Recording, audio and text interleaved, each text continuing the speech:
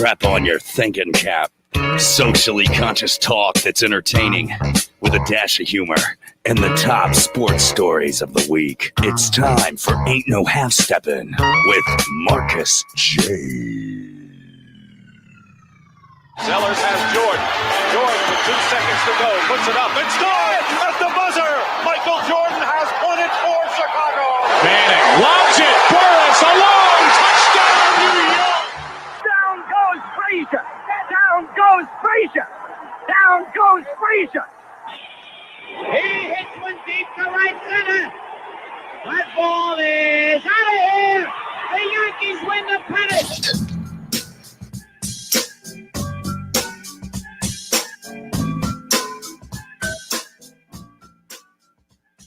We in the new den. Be down with us tonight at 804-402-2893.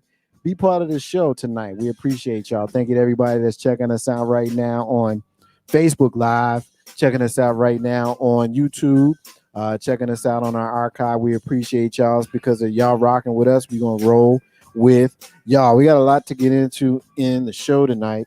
We're going to be talking about the Columbus, Ohio shooting of Ma'Khia Bryant. I spent a lot of time debating with folks in social media what my thoughts are on that case and what their thoughts are on that case. And, this one is definitely not like the others. And so we're going to talk about it. We're going to talk about Governor Ron DeSantis down in Florida signing new bills that are targeting rioters or protesters, or depending on what side of the political landscape you fall on, will determine how you feel about these new laws. Also, we're going to talk about what went on in North Carolina. Somehow serving a warrant led to a man's death, and I'll never really understand that. When road rage led to the death of a child, we're going to talk about that. We're also going to talk about how cameras today is causing us to see and view what's going on with police interactions in a different way. However, we're asking the question, what is it that we don't see? And we got a big show tonight, a lot to get to, and I'm very happy and honored to get to it with the usual suspects. So without any further ado, I'll get them introduced. First up, you hear our brother join us every single week of the show. I'm glad to look across the table and see him. My brother John is in the building. What it do, homie? What is up, my brother? How you feeling? Hey, man, same thing, different day, same thing. How you doing, brother? I'm well. How was your weekend? I had an outstanding weekend, restful, and it was good, man. Sunday is a day for me. I like to go hiking. That's like my new that's thing your new now. thing. That's my new thing. Embracing your inner white man. I like that. I usually have a quick comeback. Yeah, I normally am better at this than I just showed myself to be. Because to say what I really wanted to say, it would have went way left. And so instead of going way left, I'm gonna just say, damn it, white folks ain't got the market cornered on hiking, man. They don't, but it's their thing, It ain't their thing no more. Cause look. If we we free black people. We free. If we got to deal with the white basketball players from Go Get a White Boy Can Stand, then I guess they got to deal with us hiking. So. Come on, man. My sister is sitting next to me. She is co-host of the show, and she's my right hand because she's always on my right, and I appreciate her. My sister and yours, Steph B. Steph, talk to this man before I give him the business, because he just threw shade at me. Listen, he said I was embracing my inner white man. Nah, we start and begin everything. You know the deal. John knows it too. I felt like I'd be on the banks of the Canby Belongo. Oh God, you breaking it down. You know what I'm saying? And I ain't, in the cut where I ain't see no two bobs either. Yeah, how about that? I mean, we've hiked as a culture for a long time. Some of it by necessity. So we know how to do this. Shout out to a couple of folks that is checking us out. We got some Legacy Internet Radio alumni checking us out. My brother, Mr. 3375, Mr. Jeff Thomas is checking us out. Peace to you, brother. Got a lot of love for you, man. I ain't seen you in a long time. Samodi B. My brother Miz, the coach. What it do? 1/3 of Twi After Dark. My man, It was good to hang out with you the other day, brother. By the way, you are definitely a special person to me. My brother Steve is checking us out. He's another one of my favorite people. I appreciate you. I haven't seen you at the spot. It's been a long time. One day we might get an opportunity to spend some time and build with one another again in hopefully the near future. So I want to lead off the show with some sorrow. You know, it seems like we've been doing this a lot lately. We had some sorrow because we lost Shock G since we last, we're together. The one who put the satin in your panties. The one that put the satin in your panties. Yes. Never knew that could him. Yeah. Never. Yeah. So let's have some reflection since you got to come first, Steph. Obviously, that was the line that came to your mind. Yes, so let's get it. Shock G, what up? I mean, I was young when just the 90s just is everything. Right. And I said it about Meth and Redman. That was Gen X porn. Right. And so it's just all these people from my college days, my teen years. I can remember all this music from high school. And I remember when they came on the scene, even, before the Humpty Dance. But the funny thing about the Humpty Dance was it was the first time I experienced music where I was like, is this a joke? Like, what's happening? Kind of like when, certain artists now release something, you're like, is that a real song? Is that what we're doing? And it was a real song. And next, everybody was singing the Humpty Dance. Everybody was dancing, and it was like, see guys and girls dancing. Absolutely. And you knew all the lyrics. And on top of it, when the Humpty nose came off, he was fine. And so chicks did like him. And that line for me was always just a classic. I'm Shock G. Right. The one that puts the satin in your panties. Like that for me was just automatically, it was so direct, but it was really a very smooth lyric. Right. But yeah, I mean, when you think about, he is famously connected to, people look at him as the person that introduced pop to the world, but they don't know that behind the scenes, or a lot of people don't pay attention to or give him a credit for a lot of the production value he bought and a lot of the albums he worked on. So it's a sad, it's sad. It just keeps happening. It's kind of like last year we kept watching all of the civil rights leaders, the elders, one by one, just dying off. And now you're seeing it with a really young group of people. 50 is not old. He was 57 years old. Black Rob was 51. Yep. Earl would have turned 51 this year. Yeah. 51. Prince Marky D was 50-ish, early 50s. Yeah. And 53. It's like, is that all we get? Yeah. You know what I mean? Like literally when you sit back and you think about it, if you're in your 40s and when you're in your 20s, 50 seems forever away and old. Right. And you're not even picturing yourself that way. Right. When you get into your 40s, it's around the corner. Yeah. So it was sad. It was really sad. And it was actually John was the one who alerted me to it because I hadn't seen the news. And when I opened my messenger and saw that, all I could say was, damn. Yeah. I'll jump in here, John. You'll have the last word on Shock G. My Shock G story is from 1989. First of all, let me get a couple of shout outs here. My brother, Coach Reggie Ship, is checking in. What it do, homie? Peace to you, brother. Thank you for rocking. And if it's your pleasure, go ahead and shout out what you got going on, because I know you're doing something. So if you're still there and you want to shout out what you got going on, go ahead and put it here in the feed so folks that rock with me will roll with you. 1989, the number, another summer. No, sorry. I was like 1989. Yeah, almost went there. Yeah. So it's 1989. And it's the fall, it's the spring, and I'm a student at Academic High School in Jersey City. It's now known as McNair Academic High School, named after the astronaut that we lost on the Challenger in 1986.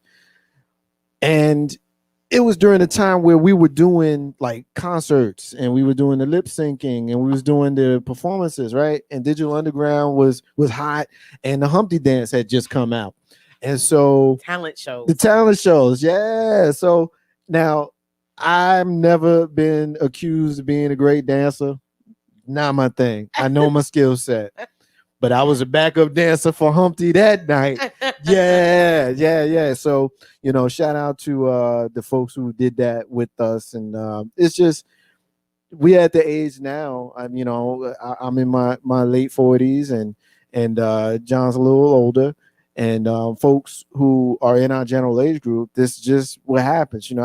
Speaking with some of the elders helping us through this, the older you get, which you want to get older, but the older you get, the more people you have on the other side than you have on this side.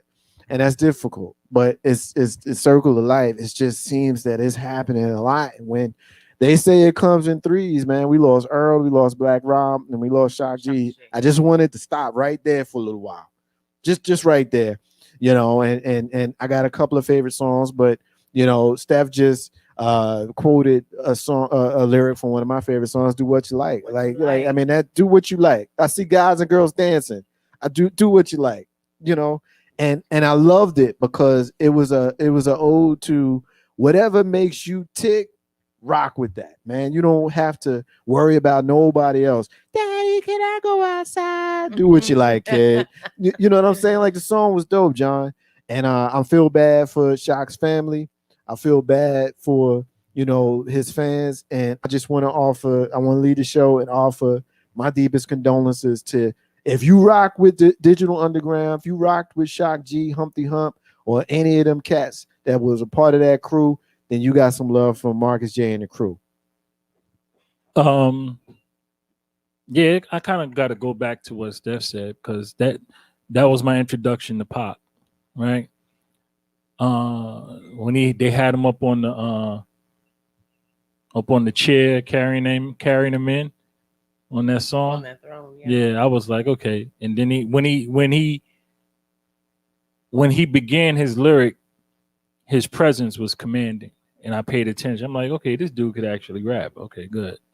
So, that was a thing. Just the whole Digital Underground movement was an incredible thing. They kind of introduced the East Coast production to a broader audience, right? And it made things sound better, because up until then, you knew when a song wasn't out of New York. When you heard it, it had that old drum machine sound. It was very limited on the sample, and it didn't really have a lot of bottom to it.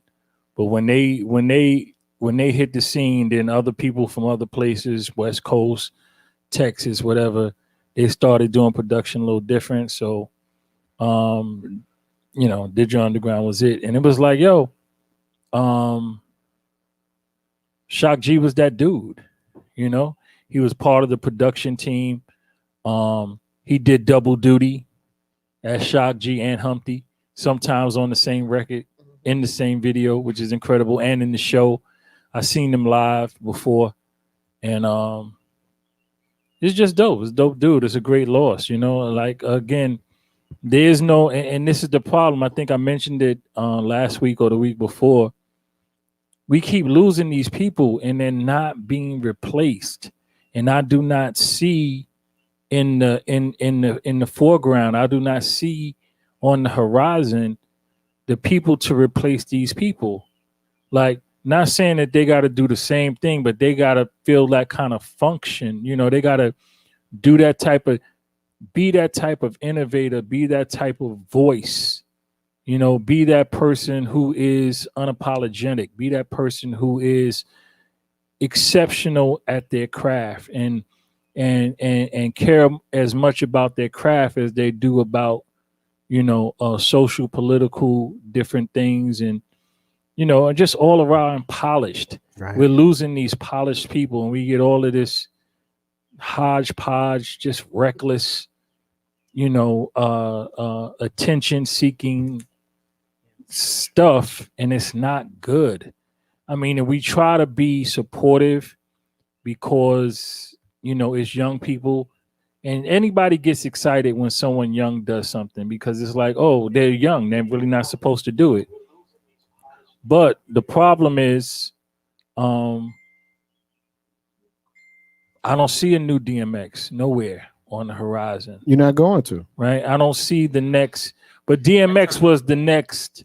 He replaced whomever, you know what I mean? At the time, he jumped into a spot that somebody jumped out of, right? And then he made it his own, right? And then after DMX, who we got? We got like 50 Cents. You know what I'm saying? 50 Cents came in and blew the doors off everything, you know? Right. But as we losing these people, I don't see the people replacing these people. Like we didn't lose like Nas and stuff like that, but then we got Kendrick. You know what I'm saying? Kendrick's like cool. Like, oh man, we got somebody. Kendrick's dope, yo. We got somebody with Super some dope. kind of lyrics Kendrick's and dope. some kind of idea and different things. It's like, yeah, you know. And then we other people getting old. We got who we got? J. Cole, and then we got different guys. Yeah, and it's like, okay, this is dope. This is good, right? But those guys are old now. But J. Cole's still young. But you know, I mean, relative to the thing, they're past their tenure. You understand? They're relevant, but we're on the horizon. I'm not saying it's like we're losing it. Here's the thing, though. I think as we get older, we expect that our taste for something is going to continue to be the standard for what that craft is. Agreed. And I'm gonna make this comment, and then I'm gonna get some comments in from social media, and then we're gonna move on because in the interest of time. But let me just say this. I remember talking to my family when I was a young person in the mid to early to mid 80s. We talk about running D&J and Ronnie, Bobby, Ricky, Mike, Ralph, and Johnny. And you know, I remember having conversations. I am. I like to do that. I do that shit on purpose. You know, I do.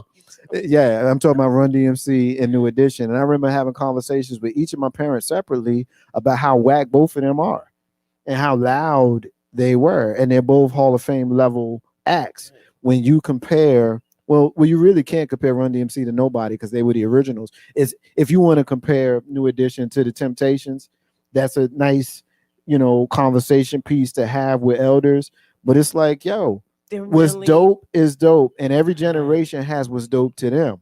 And so this generation, while our ears may not be trained to appreciate what they rocking with, I've gotten to a point, and I learned this from Reverend Ryan because I heard him say this. I'm not interested in throwing shade at the new generation anymore. I used to be. Does the stuff they do sound great to my ear? For the most part, it doesn't. But every once in a while, you get a Kendrick or Bruno Mars or somebody that's just so dope that it don't matter how old fogey you want to sound. They just dope. And John and I were having that conversation earlier. Yeah. Yeah. Yeah. He's new enough. He came along at the same time as the baby or whoever. Yeah. Yeah. Black is dope. Let me get a couple of comments. James says, peace from the hip hop forum culture. He says Shock G was much bigger than just Humpty Hump. Sex Packets was great. We was playing that during the intro. I don't know about that. There are some great artists in the underground, but nobody's paying attention because they're not mainstream radio. Edie is checking in, and she's checking in early. So thank you. Thank you, fam. For checking you out. She said, she even says, "What? I'm early, hey y'all." Yeah, I said, while it's still light out. Yeah, with the daylight started out. Yeah, she got home early one night. Right. She probably sitting on the porch, chilling with us on the boombox. Yeah, much love to you. She says, "Rest in peace to Shock G, the GOAT for real. He was ahead of his time." She's continuing. She says that X was in a league of his own. Agreeing with that. She says our ears ain't trained because they ain't saying shit. They too drugged to understand. John is giving you the fist in the air because he's agreeing with you. She's agreeing with you again. She says, John, I agree. I hardly seen any of the new cats acknowledge the recent losses in hip hop. Agree with that. I do agree with that. And then her last comment I'll read before we move on is one that speaks to my heart. She says, speaking of longevity, shout out to her grandma who just turned 105. Wow. 105 years old. Happy birthday. And so happy birthday to her. Yes. She is absolutely royalty, worthy of a crown. And so I am very, very honored and thank you for bringing that up. Much love to you. Much love to everybody in your family, and much love to your grandma, and much peace and love to all of y'all. Thank you, thank you, thank you. Ain't no half stepping. Marcus J live from New Den Legacy and Radio. All right, so it's time to change the tone of the conversation. Edie, I'm glad you're here now, and hopefully you're still with us. And we're getting our very special listener is listening to us right now. So every time our very special listener is listening to us, we always make sure that we give her her greeting all at the same time. So we all say to you, good morning, Sue. I'm gonna be real upset on a date she doesn't show Yeah, up. man. Yeah, Can't man. do it, Sue. Yeah, man. Yeah, man. So and so thank you. Thank you. Thank you. And thank you. You're very welcome, Edie. Very welcome. All right. So Edie, you may get a little feisty with me because you and I have been talking in social media about the next thing that we're going to get to. And I know that the opinion that I have on this may be adverse to what some other folks are saying, but we're going to talk about it. That's what we do here on Ain't No Hashtag with Marcus J. We deal with this kind of stuff fairly, but with passion. So let's get it. We're going to be talking about the Ma'Khia Bryant story in Columbus, Ohio. Here's the setup. The police officer, when he arrives at the scene, the first thing that he sees is Ma'Khia running towards another young lady with a knife. And it's very clear that Ma'Khia was about to do some damage to this young lady. And while she's got the knife in position to do damage, the police officer, as he's just gotten out of the car, he shoots her 4 times. She dies. Now, that is what we see. That is how we're introduced to this story. The backstory, which many folks may not want to talk about, and I understand, because if you have the video, it's very easy to go off of the video and say, hey, she had this knife, she's about to get this girl to business. What did you expect the officer to do? I understand that logic.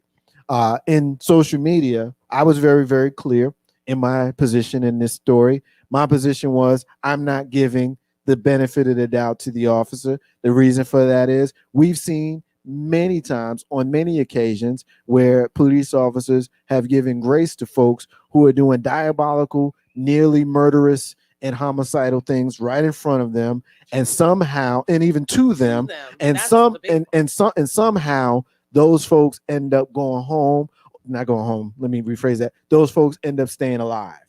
And so I have a hard time giving the benefit of the doubt to the police officer in this particular situation. Hey, look, man, I'm not blind. I seen what happened. I understand what happened, but I also know the whole story, or at least some of the backstory about how this young woman was getting messed with by the people who was in the house that she was a foster child of.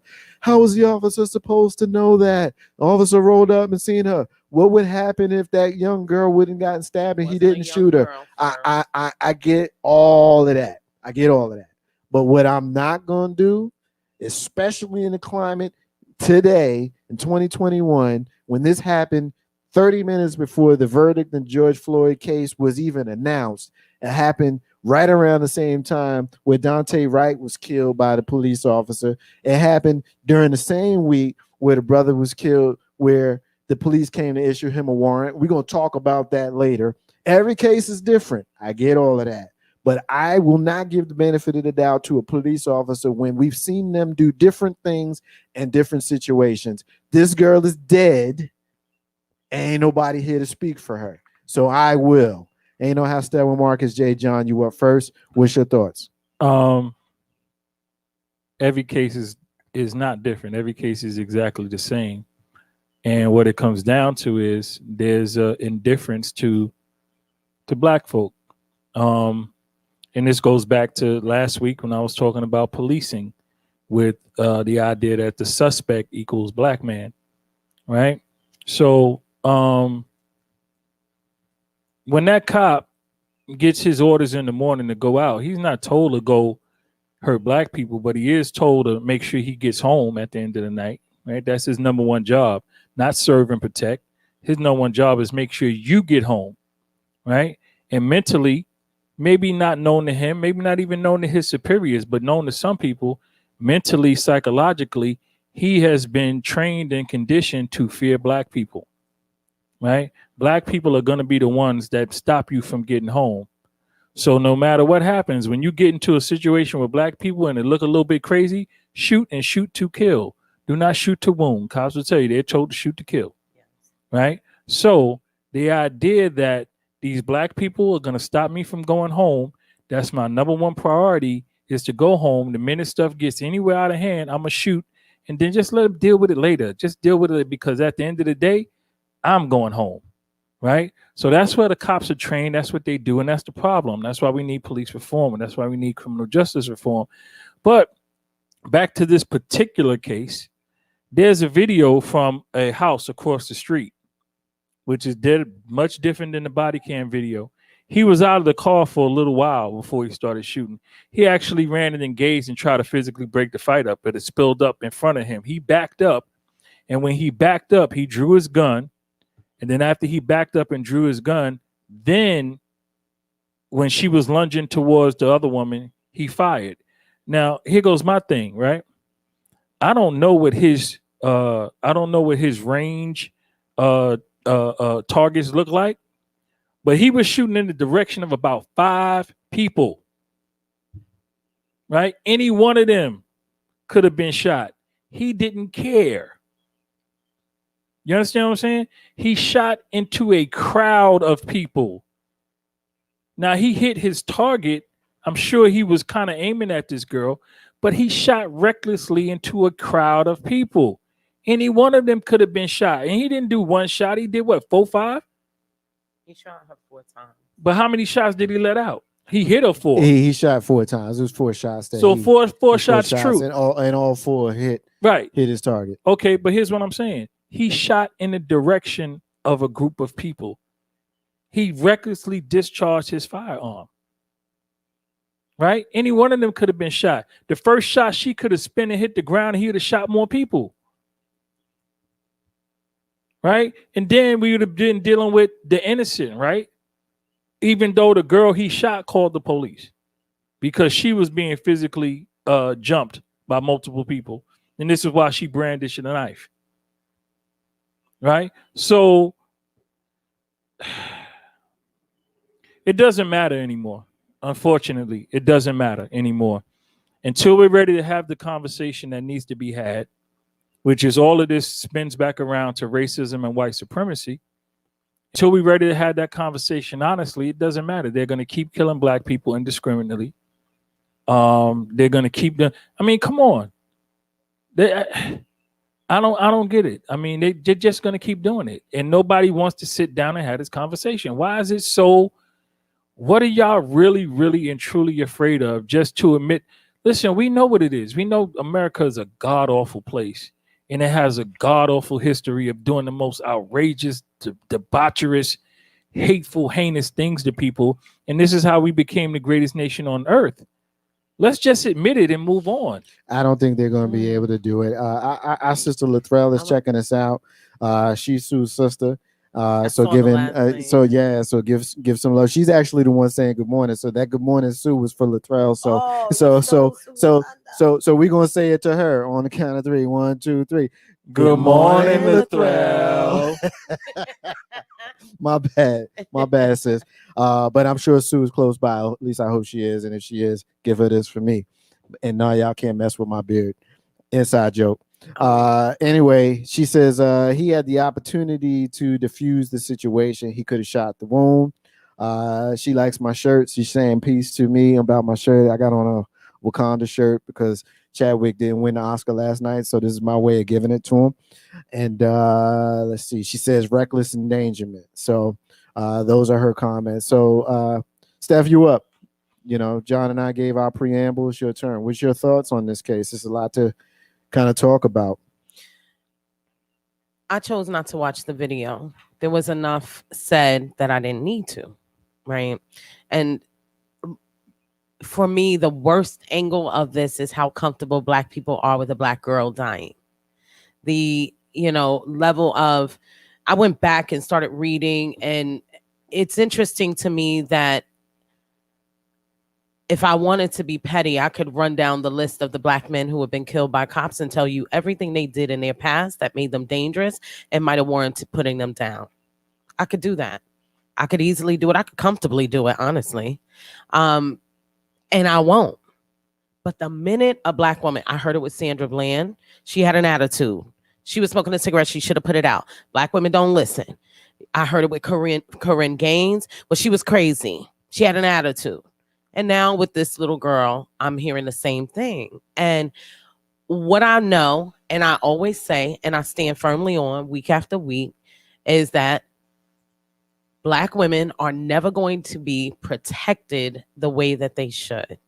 There was so much more to this backstory. You know, she called the cops. She called them because she felt threatened. She felt at harm's risk. You arrive and she's in an elevated state. I have seen since then a video of someone actually stabbing a police officer and someone else. I've seen another video of a guy running up on the cops with a knife and nothing. It's shocking to me how comfortable people are with the fact that a young girl who's in emotional distress, who clearly is not coming from the best environment, who also we now are hearing statements that the girls who came to jump her, first of all, they were not girls. They were 28 years old. They were grown ass women who were also called there by the grown ass woman that was supposed to be her foster parent to jump her. And we're so very comfortable with the idea that she is dead and gone at this point. We don't care about the background. When it is a Black woman, we don't care. And I'm saying this to the point of, I see it from other Black women. All of the rest of it doesn't even matter to me at this point. What I have come to a point is I'm no longer going to be angry on behalf of anybody but Black women, because people don't give a shit. They don't care. They are so comfortable. I can't tell you how many Black men have made statements. I would have shot her too. I know you would have. You kill us anyway. I know you would have. You kill us anyway. I need For names. less. Who said For that? less. Nobody on my timeline, because I boot you off real quick with the BS. But, you know, this is how I have been processing this from a state of, it is amazing to me, and I'm speaking to my sisterhood right now. I'm looking right at this camera. I'm going to speak to my sisterhood. It's amazing to me how much some of you love each other when you reflect each other. You love each other when you're sorors. You love each other when you're college educated. You love each other when you can say we speak the King's English and we can go out together and we can buy wine together and we speak the high level stuff and we can all buy Coach and so on and so forth. But the minute the girl is not up to standard for you, she's ratchet, she's a thought, she's a stripper, she's a baby mama, she's a side chick, you can justify and validate anything that happens to her. And I'm literally saying this to sisters. I'm literally saying this to you because I already expect the least from brothers. I already expect it. I see a lot of different things online. Black men saying, you know, I would have shot her too. Again, you kill us for less. Black femicide is a thing.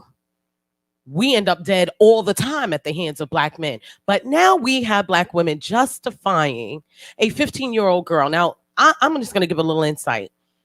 When I was a young girl in Brooklyn, both of my parents were absent. Capable people who were absent. I was fortunate enough that my mother, my father's parents, my grandparents, and all of my father's siblings, aunts and uncles, my father's one of 12 living siblings, stepped in to make sure that I was okay, that I wouldn't end up in the system, that I wasn't going to be a kid that was running the street in Brooklyn doing God knows what. So by the grace of God, Stephanie Bryant, aka Steph B, would have been Makia Bryant. By the grace of God, truly. So now you want to be cool with somebody like me. You didn't even give her an opportunity to get there. You don't know what she would have become. You don't know who she would have become. And here we are in the moment, and all we can do is look and say, oh, she had a knife and she was going to kill somebody else. You don't care. You don't, just be clear. You don't care that somebody else was in jeopardy. You just don't care about the lives of a Black girl. And you could post what you want, you could say what you want, but I've been here long enough as a Black woman to know that that is the case. That's all I'm gonna say. Ain't on half step on Marcus J. Hold on. Ain't on half step on Marcus J live from New Dan Legacy Net Radio. Call, I see you there. Let me get a couple of comments in, and then I'll get you. In. Coach Miz says, "Ouch." Not entirely sure where his ouch came from, but I could probably make a guess. The legal. Our sister Tamika Robinson is checking us out. She needs to know where is the accountability for other adults watching this and perpetrating this incident, causing her death, which is essentially similar to what you were saying. Ain't no hashtag Marcus J live from New Dan Legacy Net Radio. Caller, you on the live line. What your name is? Hey y'all, it's Edie. Hey Edie, how you doing? Hey Edie. I'm good. What's going? However, what you got? This might be my last time because I might be retiring because of this situation. You ain't got to retire. Hold on. You ain't got to retire because this is such a touchy situation. Well, before you go there, let me say this. Before you go there, let me say this. Right. And I hate that it's the perception that like it makes it seem like Black. And I'm just speaking solely towards Black people on this one. But before you go there, let me just say this, right? We as Black people are not a monolith. No. We do not have to agree. And folks who call in, folks who comment, folks who come in, who disagree with any of the three of us have a place here. So whether you agree with us and you think we're great, or you listen just so that you can disagree with us, wherever you fit on that spectrum, this is your show and you always are going to be welcome here. So don't ever say this is your last time, because you are our family and we love you. All right. Oh, I love y'all too. Right. Absolutely. So let's get it. About that. Let's get it. But I don't just as a whole, as a community as a whole, this was a communal failure. Okay, it's not at all blaming Ma'Khia for her own death. It's not her fault. It's not any of that. This is a community problem. Because like y'all said, it was a backstory. This was a problematic foster home well before this day happened.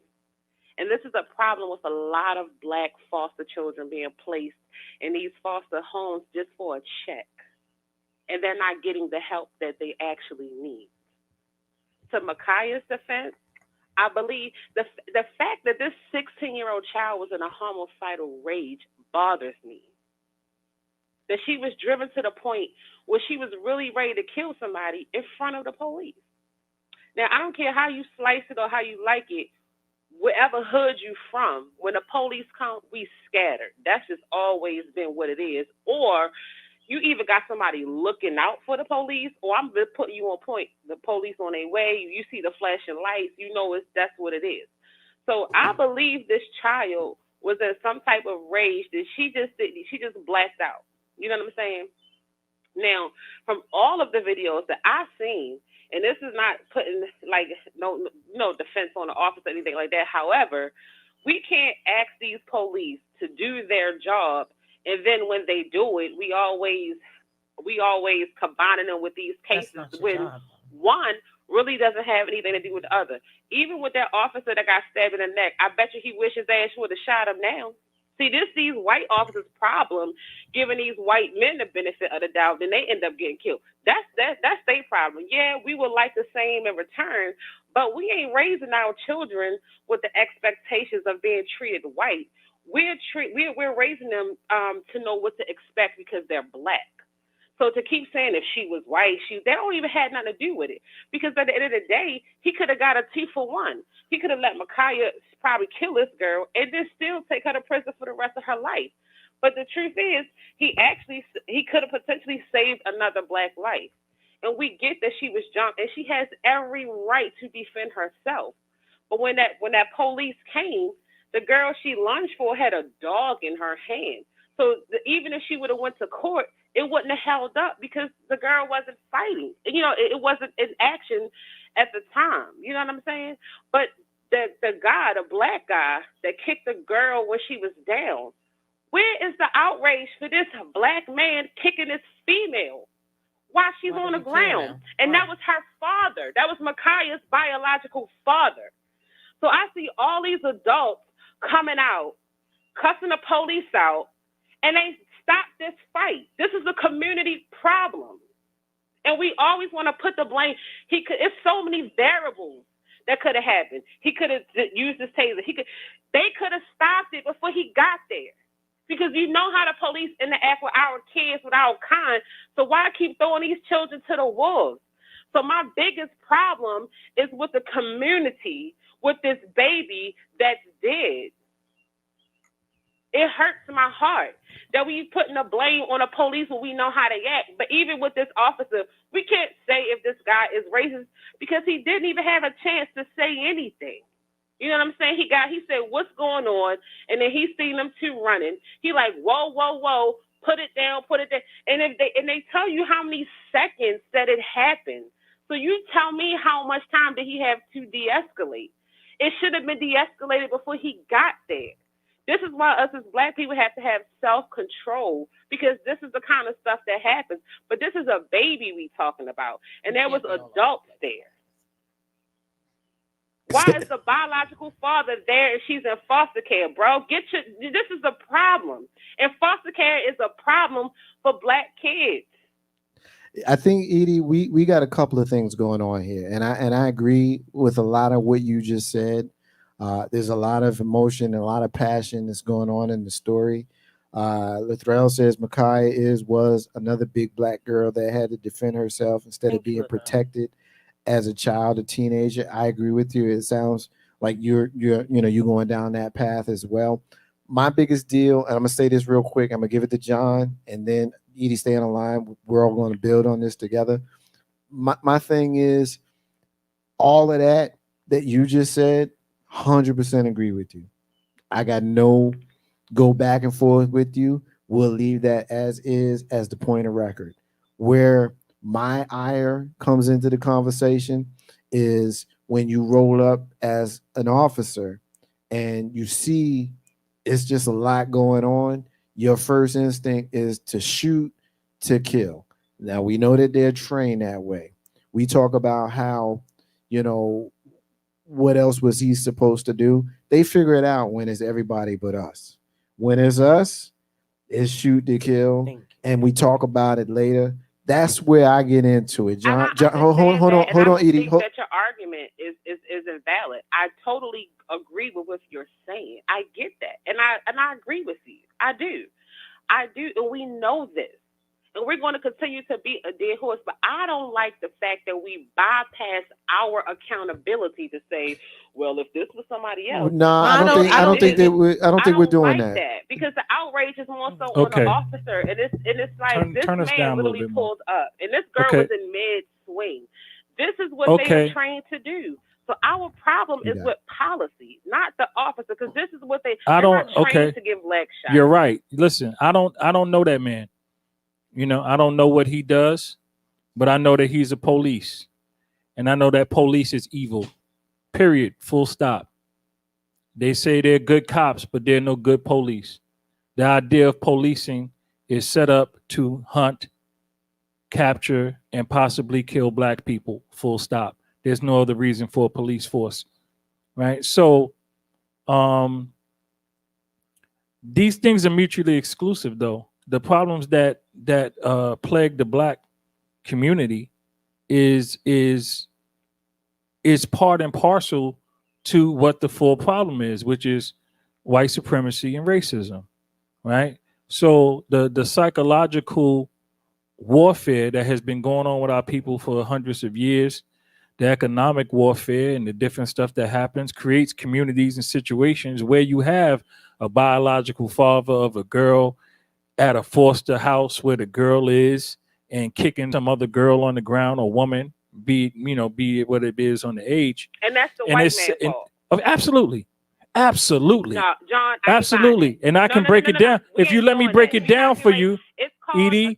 No, listen. It is. Listen, let me break it down. Could I? You know better. Okay. Let's let him get his. Let me break it down for you. Why it is absolutely the white man's fault.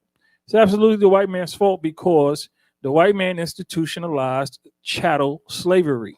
right? People always get into about how other people were slaves. And no, there were no other chattel slaves in an institution any place in the world but America, right? They institutionalized chattel slavery, and then they switched it to racist slavery, right? So everything that became part of the product after that is their fault. And not only did they institutionalize it, but they continued it and empowered it and made it part of the entire system that we live on in this country. So yes, they know what's going on. It's deliberate, it's intentional, it's on purpose, and every white person above a certain aya in this country knows it. Joe Biden knows it. Anybody, any white person associated with him knows it. All of them know it.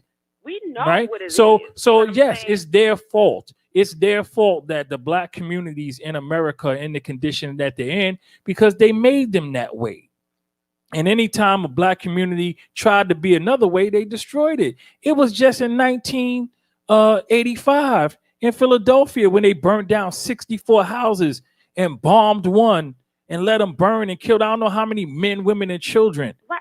That was, Bro, and that the I anniversary, understand the that. anniversary I is in promise 2 you I do. weeks. But they ain't burning But- down the. They ain't No, burning but down the listen, communities but down. you're That's not us. okay. But you're not hearing me. You're not hearing me. That's because if we don't do it, then they will, because that's the way the community is set. But then These we- are, we but they're fighting not our. the The thing battle. is, We ain't here's even- the we fighting problem. the battle. We Here's the clearly ain't Edie. gonna Here's the win. problem. You're on a false narrative. They're not our communities. We didn't create these communities. We don't set them up, and we I don't ain't talking dictate about how they're. technically, John. but- I'm just speaking realistically, right? While we're living in their communities that they consider ours, I'm just speaking what's real right now. I ain't What's talking, real I ain't is getting a little too psychological. deep Listen, for some, you got to but what I'm understand. saying No, is, find me a mental. As a parent, All right. okay? I- As a parent, this is a man, right? We talking about protect the black woman and all of that, and we sit here and watch a black man Wow. kick Okay. a female in her head. Did not, Okay, so did not use that energy to stop the fight. okay, listen. This is what I'm trying to say, Edie. What you're speaking about is its own thing. These things are mutually exclusive. The fact that this cop shot his gun into a crowd of people have He did not nothing. shoot into a crowd. He did. He did. He not. shot. John, the video is there. The girl and the two. He the shot girl into was a against the crowd. car, He shot in. and Micaiah went towards her. It was just All right, those so two let- so against Edie- the let car. me jump in. Let me jump in here. Let me jump in here, because I want to reset. Both of you guys are making very, very valid points. I want to reset. Let me get a comment in from social media. I want to switch speeds here for just a second. Give us all an opportunity to get in here. Lathrell says every community has this issue. Police are more aggressive with the black community. It's also more publicized to continue the stereotype so they can continue to act the same. I want to get Steph in here so that everybody's had an opportunity to kind of share what their thoughts are. Steph, jump in here so we can all kind of build in round table. Edie, stay on the line. I want to keep you here on this topic because I want you to respond to what's coming next. Steph, what you got? Well, I'm an unapologetic Black woman who does have 2 children, so I'm speaking from a parenting perspective as well. I agree with you, Marcus. They are mutually exclusive. Both are an issue. That's why during my statement, I said I'm not surprised that people are comfortable when I see Black men commenting that they're comfortable with her being shot. I'm not surprised because Black femicide is a thing. They kill us all the time. So I'm not surprised by that. Do I have a problem with what I saw as far as the community issues? Absolutely. That's why I mentioned the fact that this is supposed to be, this is an indictment on a lot of things. I'm talking about, like Marcus said, I'm going to things that are mutually exclusive simply because what John said, simply because that's the issue I can tackle. I absolutely agree and made that clear that I feel the foster care system continuously fails children. I got to see my grandmother provide excellent care to foster children over a period of 14 years. So I know what can be done in those systems and what often is not. So I definitely think there was a failure there. I think it's a failure when I see her mother making comments on TV about what a great kid she was, but where were you? So I think that's a failure. Exactly. I think the father or whoever you're saying, I did hear about the kicking of the woman on the ground. Absolutely, it's a problem. You know why it's a problem? Because it highlights the first point that Black female bodies have no value. no value, right? So that's a problem, absolutely. But I have to go back to what we're actually discussing, which again are situations that are resolved in two separate forums. The situations within our community, we're definitely going to have to get to a point where we're discussing why this man is comfortable kicking a girl, how they perceive, how Black women are perceived in our communities. Absolutely have to discuss that. I am not going to discuss anything, and I don't care if anybody else here does it at the table with me. I'm not going to discuss anything that validates or justifies the death of this 15-year-old girl, because there is no validation. There is no justification for me. For me. Not when I've seen what I've seen and I know what I know, and not when I know that a point that Latrell made that's extremely poignant and very true. And I've seen this in certain spaces. For a Black woman to be treated like a woman, like she has female or feminine energy, she has to look a certain way to a certain grouping of people. I remember a friend said this to me. She said, when we go out, Stephanie, together, men ask you, do you need help? And do you need this? And can I get you a drink? And are you comfortable? And are you okay? And she said, because I'm tall and bigger and you're short and you wear a bow and you're always in a dress, they treat you differently. They perceive you differently. And when you look at society, dark skin, big Black women, even when they are little Black girls, are treated as adults, period. So when that police officer rolled up, he was already purposed in his mind. There was no opportunity, and there was opportunity, but there was no opportunity within his mind for him to roll up and process the situation. The other thing is, okay, let's say, you guys want the police to interact with you a certain way, you got to be a certain way. I've seen people interact with the police a certain way and still get their asses kicked. So I'm not going to address that. What I will say is this. You're held to a higher standard immediately when you get a badge and when you get a gun and when you get a blue uniform. And that standard is the one that also people want us to respect and give them the respect of having a badge and a gun and a blue uniform. Now, if you respect all of that and you say, hey, everybody, we need to be doing this and we need to understand what the police do and blah, I agree with you. We already know how they act. We already know how they get down. So there's things that we need to be doing, acknowledged. But the fact of the matter is, those three things I mentioned, the badge and the blue uniform and the gun, mean you're held to a higher standard of your behavior and how you process. If you show up at the scene of an impending or going on crime and you behave like Steph B rolling up at the scene of a crime and you're a cop, you have a problem. You have a serious problem. You have a problem with judgment. You have a problem with that says to me, you should not have a badge or a gun or a blue uniform.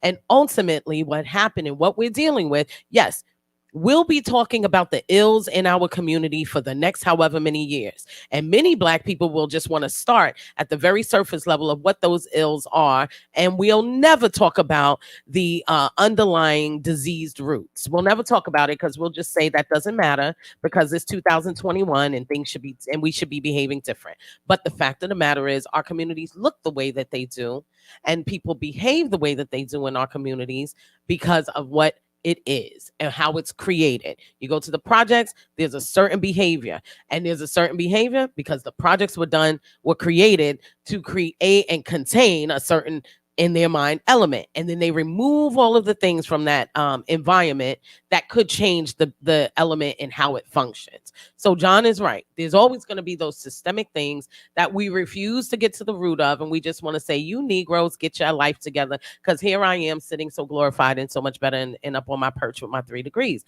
It doesn't work that way. Doesn't work that way.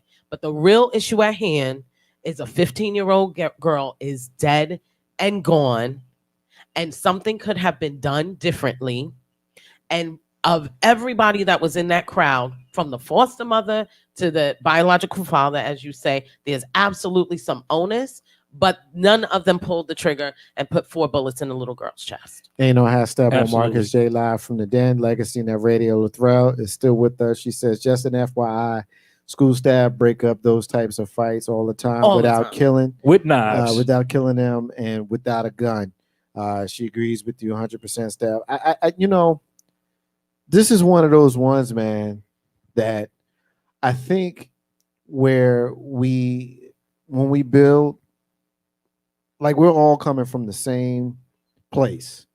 You know, we may come from, we may say different things, but we're coming from the same place. Like I don't think anybody is okay with Ma'Khia Bryant not being alive anymore.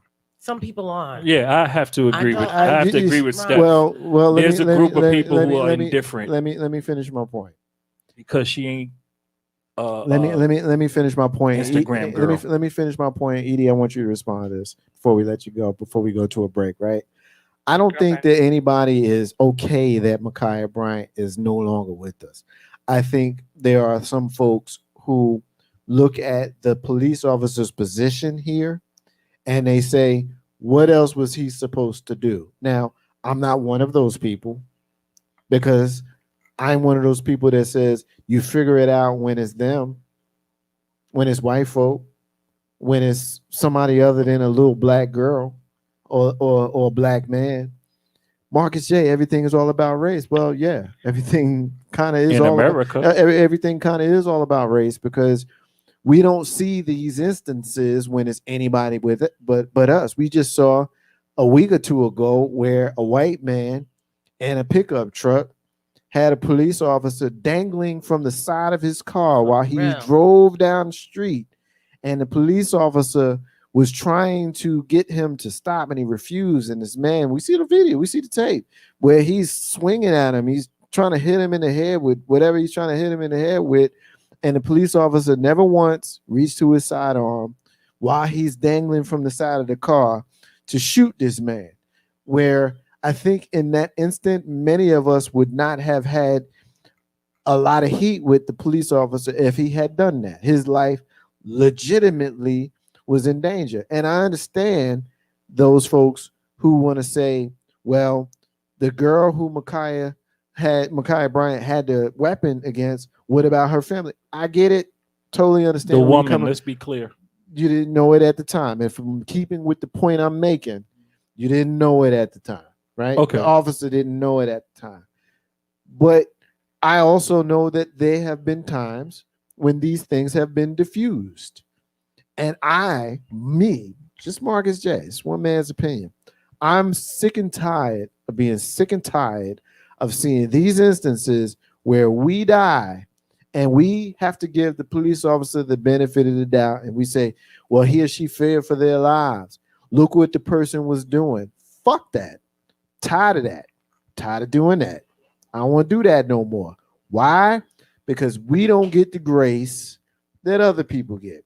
And if it comes down to that for me, then it's going to come down to that for a lot of folks. And it's fair. It's a fair position to take. It's one of them situations where I led this whole conversation by saying this ain't like all the other ones. The other ones are a lot easier. And I feel silly saying that because when somebody dies, it's never easy. But when we look at the facts and the details and the video and all of those things, it's easier to put blame on Ma'Khia Bryant in this situation. When we look at her from the cam of the police officer getting out of the car and seeing her with the knife raised. Hey, look, man, I can dig it. But Ma'Khia Bryant is dead. She's dead. And ain't nobody speaking for her. You know what I'm saying? Ain't nobody speaking for what she's been through. Ain't nobody speaking for what she's going through. Nobody speaking for the fact that she's the one that called them to come here because they was fucking with her. Now all of a sudden she gone, and we got people saying, well, she shouldn't have been getting ready to kill that girl. Or, well, what was the police officer supposed to do? Or, well, this or well, that. And I don't want to do that. You know what I mean? I got a daughter that's about the same age, and I'm emotional about this. You know, we have some who say that we shouldn't be emotional, and I can dig that. That's fair too, because we not dealing with checkers anymore. We dealing with chess, and I understand that. But me, just one man, just Marcus J. I don't even know how many people pay that much attention to my opinion. If you're listening, you must. All I'm saying is I'm emotional. I'm an emotional dude, and I got no shame with it.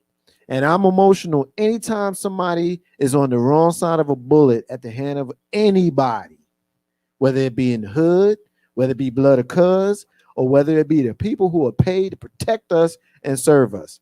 Get it right. You seem to get it right when the assailant is not looking like us. You can get it right when you just shot up a whole supermarket and the person walks out with blood streaming down their legs, but they walk out. You can get it right then. You can get it right when you shot up a whole church, and after you spend an hour praying with them, and you get taken to get McDonald's, you can get it right then. Those people weren't in the act. I can dig it, but I'm telling you, we see this enough, and we is tired. We is tired. Edie, I'm gonna give you the last word on this before we let you go. What's your final thought? I'm not one of the people who feels like she should be dead or she caused her own death. I don't feel like that at all. I just feel like from what I've seen from the actions of this particular police department, because body cams ain't released that fast. And I felt like, this case in particular, these people did what they tried to do to say, look, this ain't that. And it's sad that it's coming right after George Floyd, because nobody could predict that, because like they said, the police was called. The police didn't just show up. They were called. And that's arguable if she called the police, because the police recording that I heard it sounded like a child, not a 16-year-old. It was kind of scattered, and that's when they dispatched the officer there. And the young lady said, it's these older girls trying to fight us with a knife or something like that.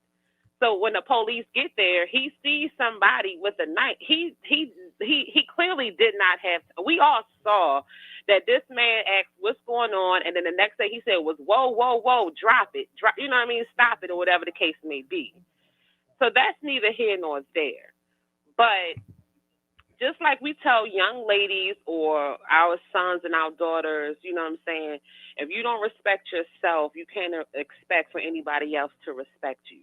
And we can't go around here with the numbers that we have in crime or being okay with Ma'Khia possibly killing somebody else, even though it was a fight and she had a right to defend herself.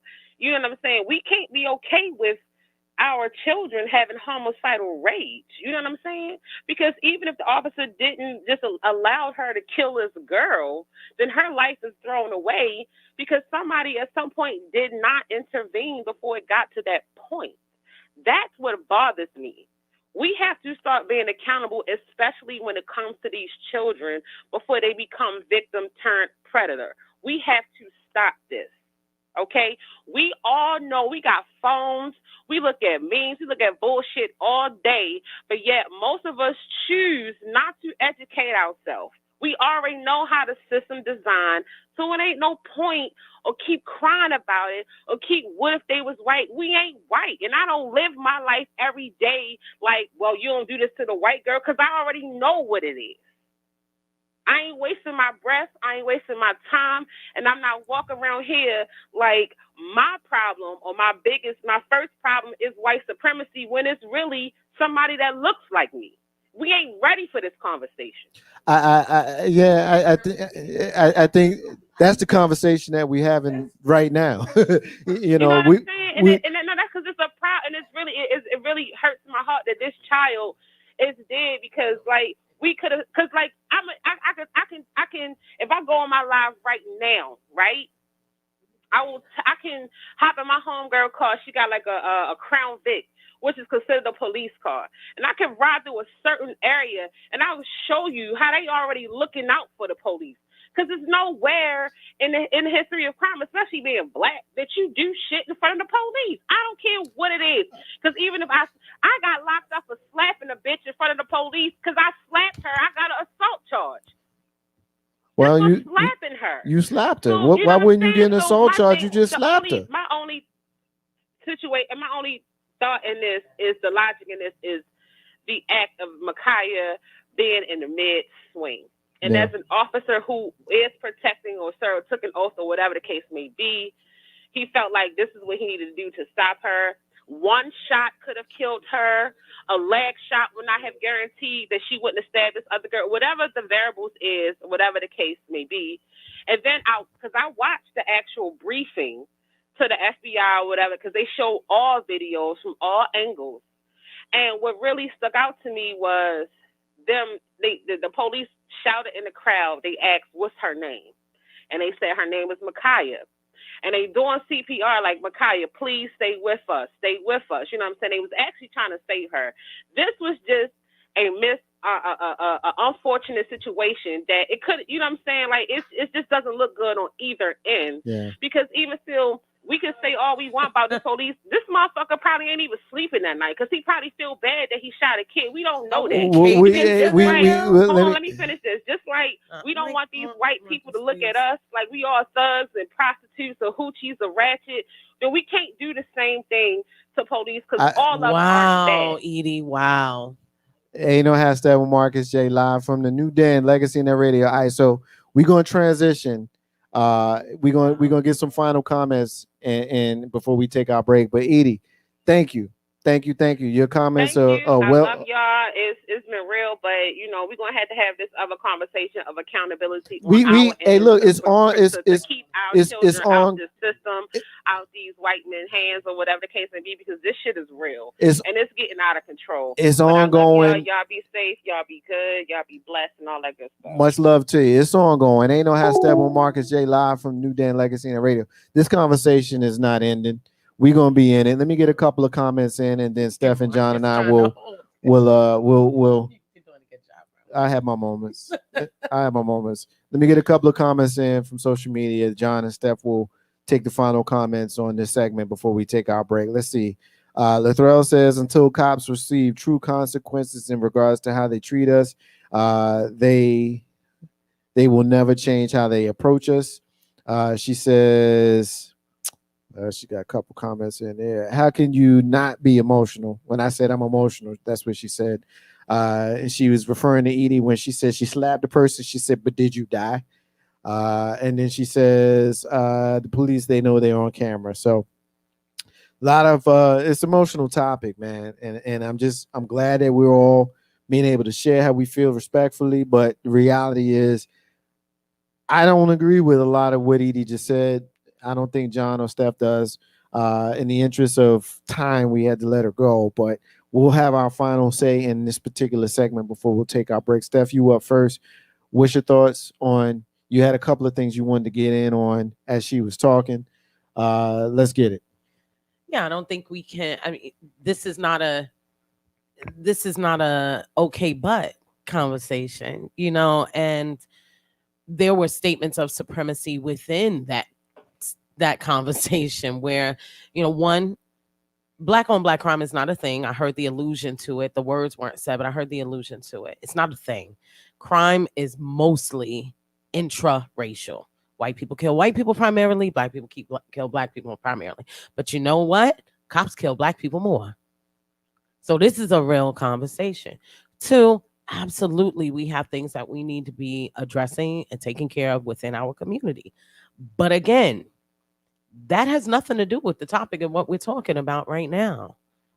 And we get too comfortable. We get so comfortable with these statements that basically support stereotypes that, we're the problem. And that's why the cops are coming in hot the way they are. There are plenty of black neighborhoods, predominantly black neighborhoods, where these are not issues. So one, we have to get away from this attachment to the statements and stereotypes of supremacy that most black communities, this is what's going on, and so on and so forth. I will tell you that I went to predominantly white schools in Jersey and heard and saw abuse and toxic behaviors and toxic relationships. You could go into religious communities that are primarily white and find toxic behaviors, rape, incest, all kinds of things. We get very comfortable with the language of supremacy and the language of our suppressors. And then we begin to, dismiss as though we can only have either or. If we don't stop doing this, then they're going to keep doing that. It has absolutely nothing to do with it. They're going to do what they do because that's what they do. They're going to do what they do because that's what they do. There was nothing there Not even the girl holding the dog or so on and so forth. Nothing there that warranted this death. And I just struggle, and I'm going to leave it here. I struggle with the idea that we can find ways to say we don't justify it, but we do. Okay, let's be real quick. Black people do not commit more crime per capita than anyone. They actually do Period. less. They're just policed harder. Being policed harder, they appear in front of judges more often. And when they do commit crime, they are convicted and sentenced to harder time at a greater rate for the same exact crime in the same jurisdiction. Exclamation Full point stop. on that. Okay. Exclamation point. It had nothing. Her dead had nothing to do with her foster care, her absentee mother and father, the other women jumping the little girl fighting with a knife. It had nothing to do. Her death had everything to do with 4 bullets from a cop's gun, who shot into a crowd. Right, he shot at her, but there were other people in front of her and behind her. Right, I'm a decent shot at the range. Right, but if I see 5 little girls and a man attacking them, I don't think I'm gonna try to shoot that man, because anything could happen. Bullets have no name. They're truly indiscriminate. They're machines, and they operate without emotion. And any one of those bullets could have hit any one of those other people. And then what are we talking about? We're talking about a mass shooting, right? So the man had training. He had he walks around with life and death in his hands. And when it comes to black people, he doesn't care. All right, full stop on that. And that's not necessarily make him a racist off the rip, but he's part of a racist institution that's designed to chase, capture, kill black people, full stop. Now, I have to agree with Steph 100%. This little girl and people's disinterest in her death has everything to do with her appearance. First, as a black girl, first. Second, as a black bit kind of heavy girl.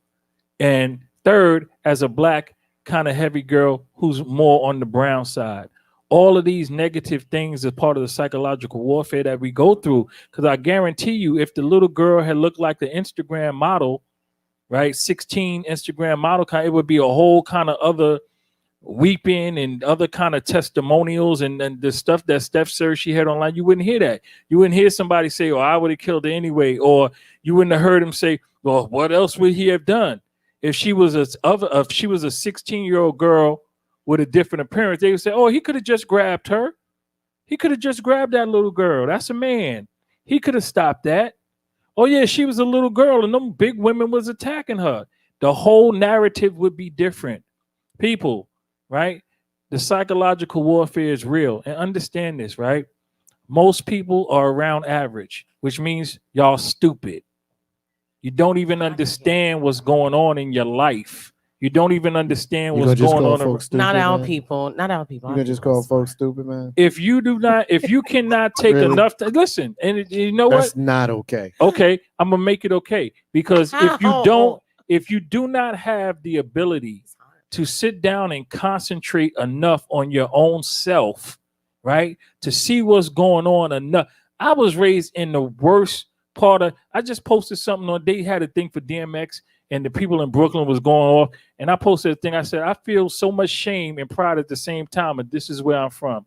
Because these people behaving like animals, like savages. And it disgusts me, but I find pride in it at the same time. This is the frustration that I live with in my life, coming from an area where people behave like animals in a zoo.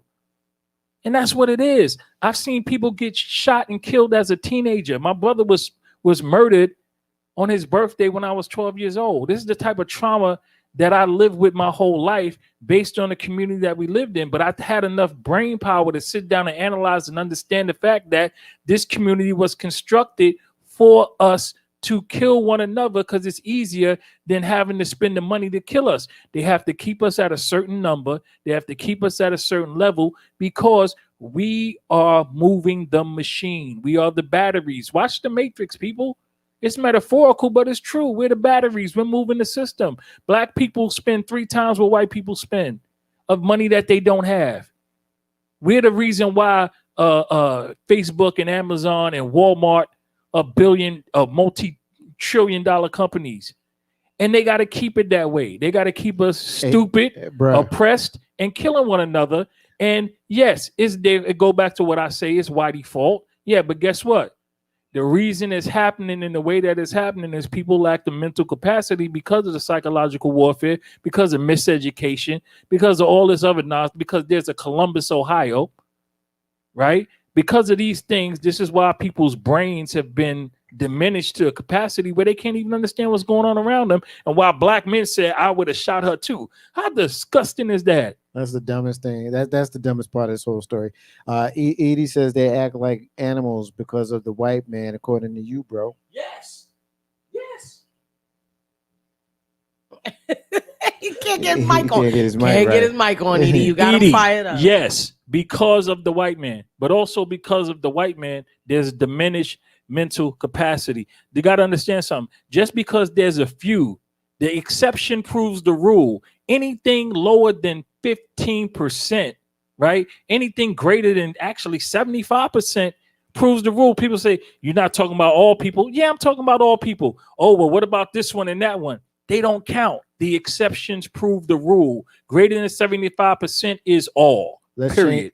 change the subject. Ain't no how Steppin Marcus J live from New Dan Legacy and Radio. We're gonna take a break before, but now we're gonna keep it moving. Y'all ready to keep it moving? Let's keep it moving. Let's get it. Yeah. All right. So man, there's so much stuff I got written down. I don't even know. Yeah, I needed something simpler than what I'm drinking. Yeah, well, we can get that too. We can get it too. If y'all need to take a walk, and if I got to monologue this by myself while y'all go, no, we got it. You good? All right. So, yeah, let's get it.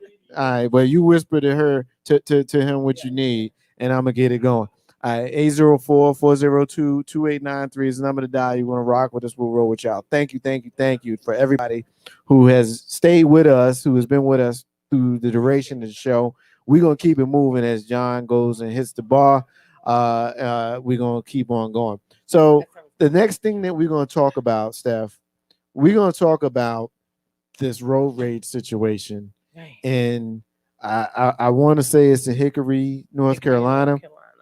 A 7-year-old boy was shot and killed while sitting in his mother's car. Police say they arrested a man in connection with the boy's death. 23-year-old Douglas Mason Wilson of Claremont is now charged with murder and is in custody. Online jail records also indicate that he was charged for possession of marijuana. We first learned these details about the deadly shooting early Thursday morning. According to police, the Catawba County 911 Center received a call about a shooting in the 1900 block of Tate Boulevard Southeast a few minutes after 11 p.m. Wednesday, April 21st, for shots fired into a car. When police officers arrived to the area, they found a 7-year-old boy who had been shot in the neck. The boy was rushed to the Catawba Valley Medical Center, where he was pronounced dead. He was later identified as Zachelin Graylin Harris. My apologies if I mispronounced that. Police said that the young man's mother and 2 other children, ages 6 and 1, were in the car at the time of the shooting. In a news conference held Thursday, investigators say they were looking for a small, dark-colored SUV that was traveling eastbound on Tate Boulevard Southeast. According to police, the young man's mother heard a female yelling from the other car before shots were fired. The suspect's car, which had approached from behind the family's car, then took off east on the boulevard. Police believe there have been multiple people inside the SUV with the woman in the front seat at the time of the shooting.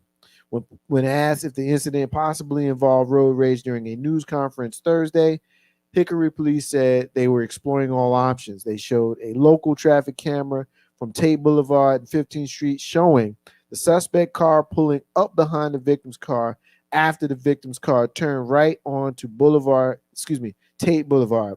The young man's mother had signaled to turn right onto another street when the suspect car pulled behind her vehicle. Police say she told them she thinks the shooter, now identified as Wilson, reached around the woman in the front passenger seat, and fired out the passenger window. Police also indicated she told them that shooting happened quickly after the other women yelled at them, and the shooting appeared to be a random accident. Police Chief Thurman Wisnant on Thursday described the shooting as a, quote, senseless act of violence, end quote, and said that with someone out there who knew what happened, he promised the department was looking to find this young man's family some justice.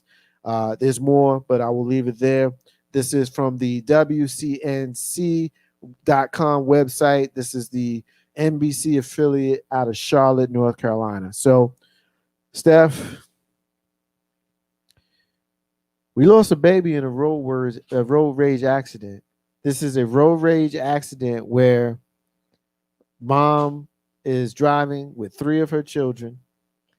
This is a road rage incident where not only is mom in a car with 3 of her children, she somehow got heat with another driver who, instead of just letting it go, decided that he was going to be mad enough to pull out his weapon over what most accounts would describe as a minor incident involving another vehicle.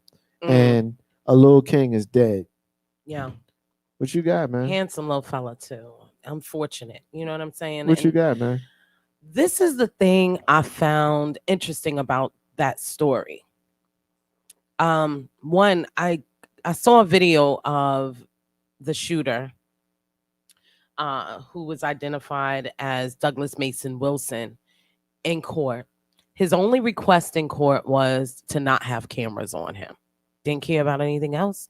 Didn't want the cameras on him. When the cameras focused on him, he gave him the gas face type situation. Like, you know, it meant nothing to him.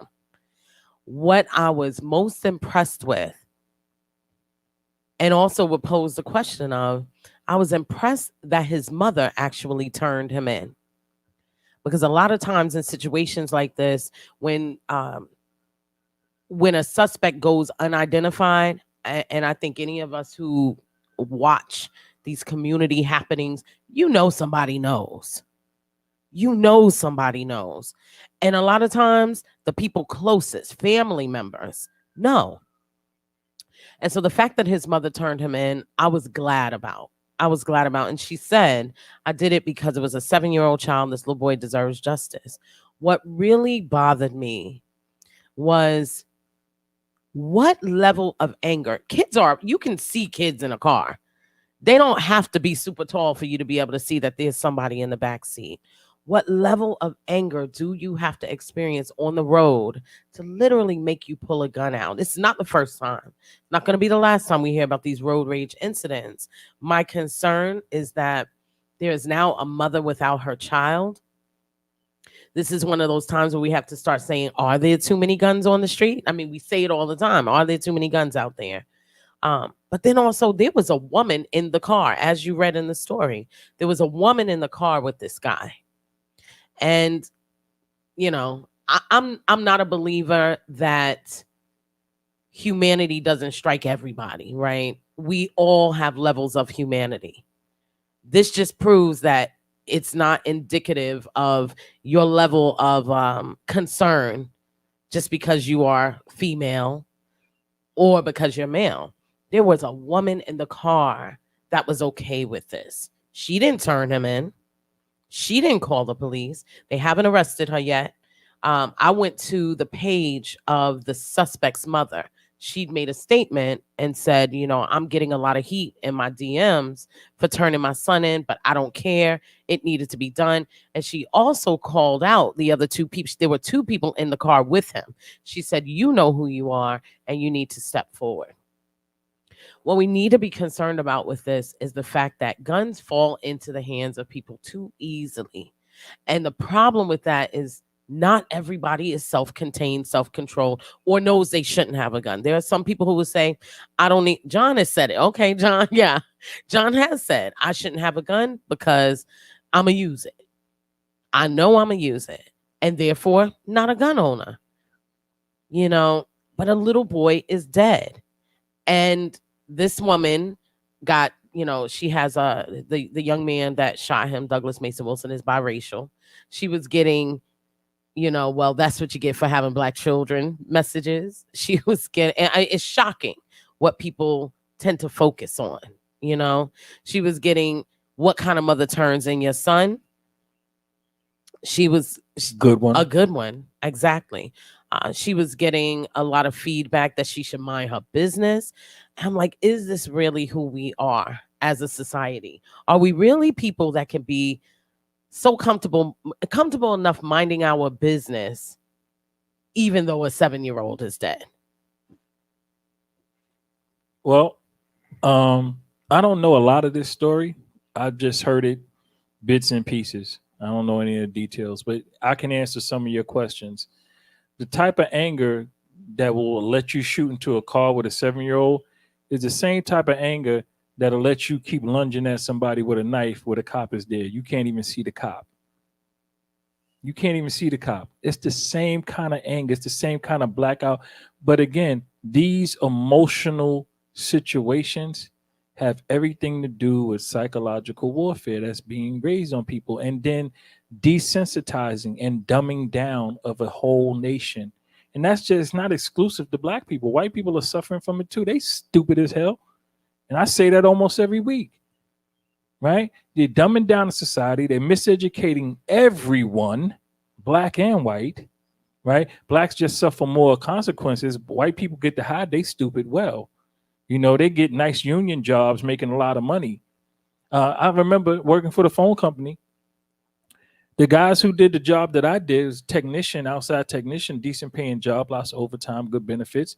The people who were doing that job as black men were the top of the top. Most of them had degrees, extremely intelligent, went to the better schools like a few Bronx Science, Benjamin Franklin, Brooklyn Tech, guys with college degrees in engineering and mechanics and all kind of stuff are doing the manual labor. And the white guys that's doing it, GED, barely got out of high school, kind of slow, can't do nothing, but they got a good job in the union. Like I know guys that make 6 figures operating cranes without a high school diploma. Same difference. So again, the same kind of anger that gets somebody to shoot people like that. And look, I'm not a gun person. I respect guns. I fire guns. I've been around guns. I've shot at people. Don't know if I hit them. Just being in Brooklyn is something that happens. But anyway, the point I'm making is guns are not so terrible. Guns are not the Come problem. on, man, for real. We're For not real. all that For bad. real. For real. Really? For real. Really? For real. It was the Really. 80s. John, Okay. John, Really. I John is just- a product of the 70s. 80s, 80s. Hey, look. 80s and 90s. If you grew up, Hey, well, look. listen, if you grew You up, could go on, okay. but I just needed my face and my really to be a part of the record. Okay. But let me say this to both of you. If you're in my age group, one or 2 years You younger, ain't that much older Wait, than us, but man. You no, always but- with this old man shit. but no, yo. but listen, For I'm real. gonna break You it down. ain't that Yes. much older than us. Cut the bullshit, Okay, man. okay, let me break it Cannot down with for you you. two. May I? I'm May I give still you the feeling it. reality? My age, 1 or 2 years younger or older, and you grew up in Brooklyn as a black person, you know what I'm saying is true. You have been shot at or shot at someone, almost guaranteed. You've had an unreasonable. Everybody, You've had Everybody. not again. now we just Percentages. Listen, I'm fucking you with because you didn't hear what I Just to be said. doing No, but I gotta be for real though. Yeah, Present- I know. listen, but I the needed, exception- I needed my drink I needed my here. twisted lip. Yeah, but we to be can't part of the listen. No, record. but Let we me can't. sit. And sometimes we can't joke it off because it's so real and traumatic. But the fact of the matter is, the exception, John. the exception proves the rule, right? I know more. I know of the people I grew up with in high school, right? More of the friend who I played cards with at lunchtime, right?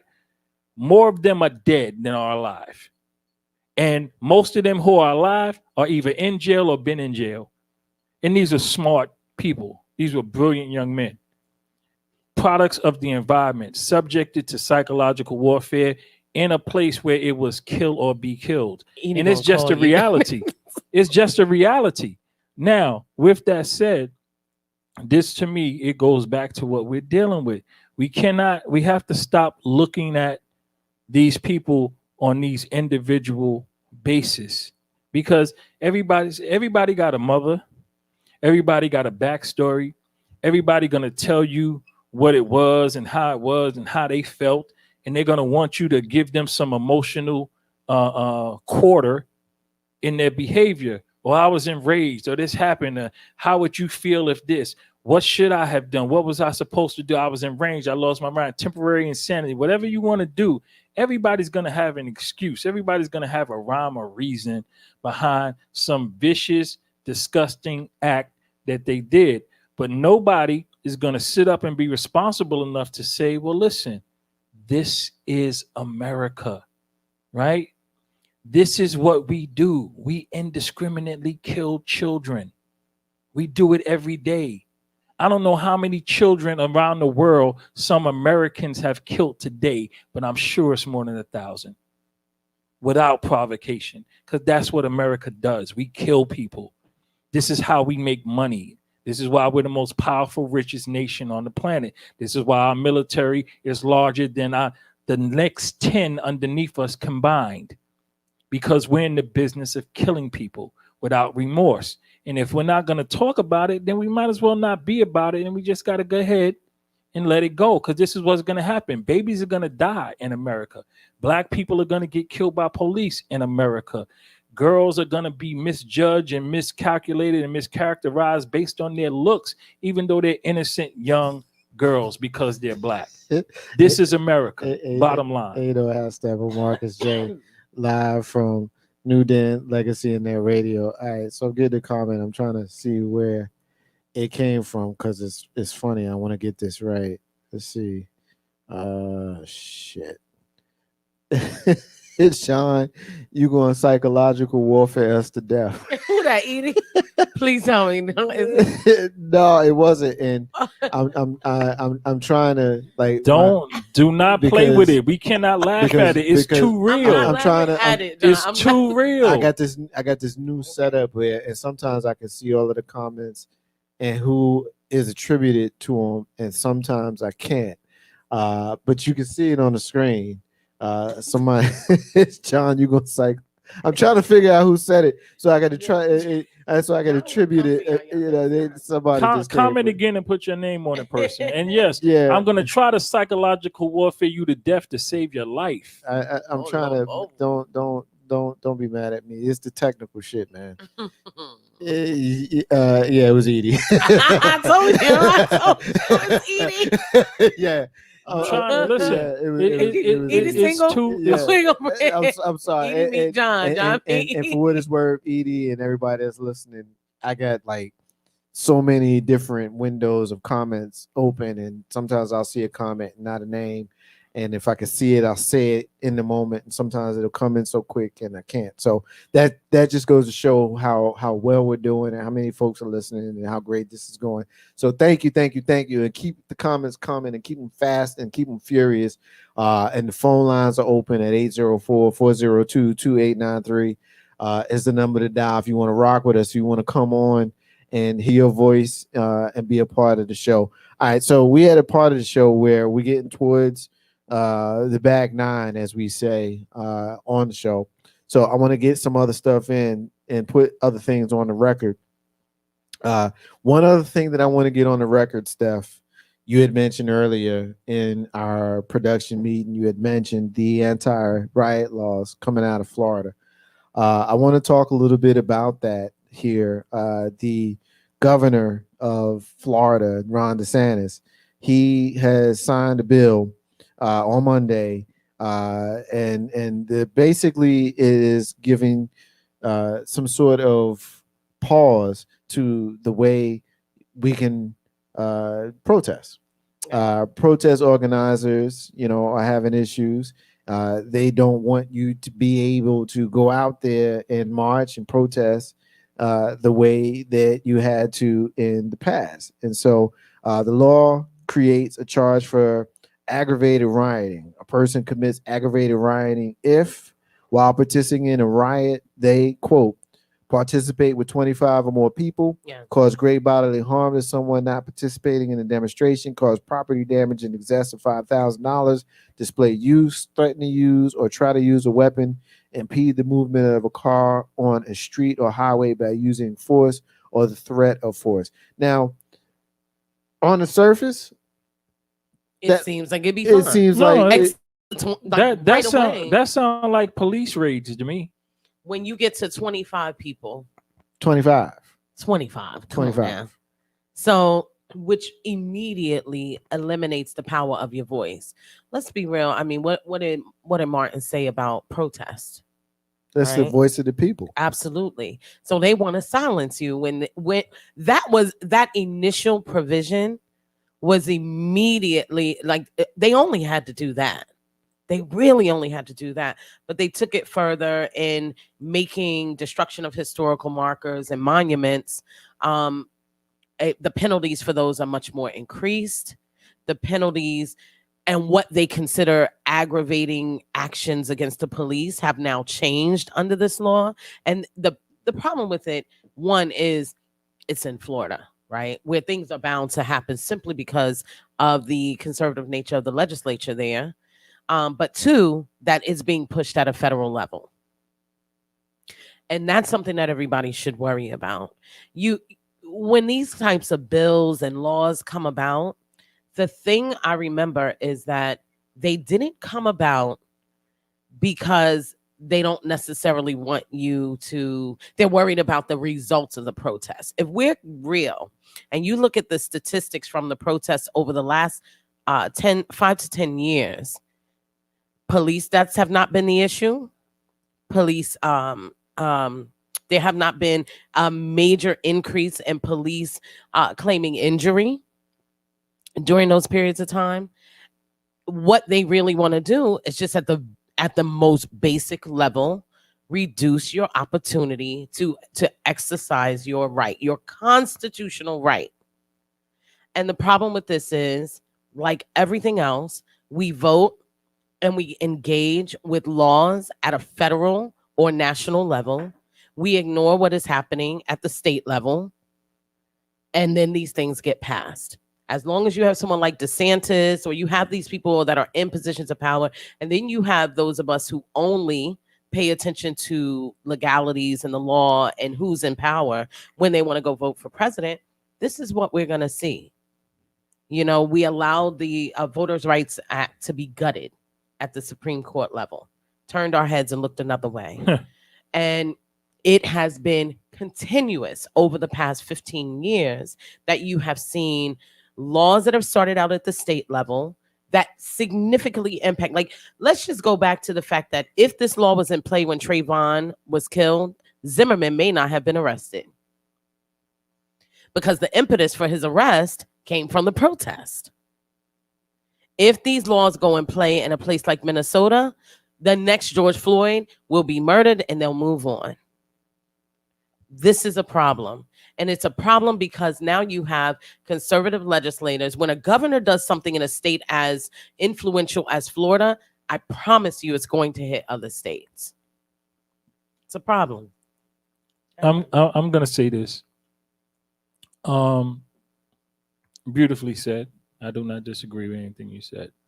I'm going to keep it simple. And because I need people to understand me, and I'm tired of beating my head against a wall and trying to find these big words to describe it. It's real simple. Whatever somebody can do to me, I should be able to do it back to them. What they just described as rioting is what police do to people, not what people do to police.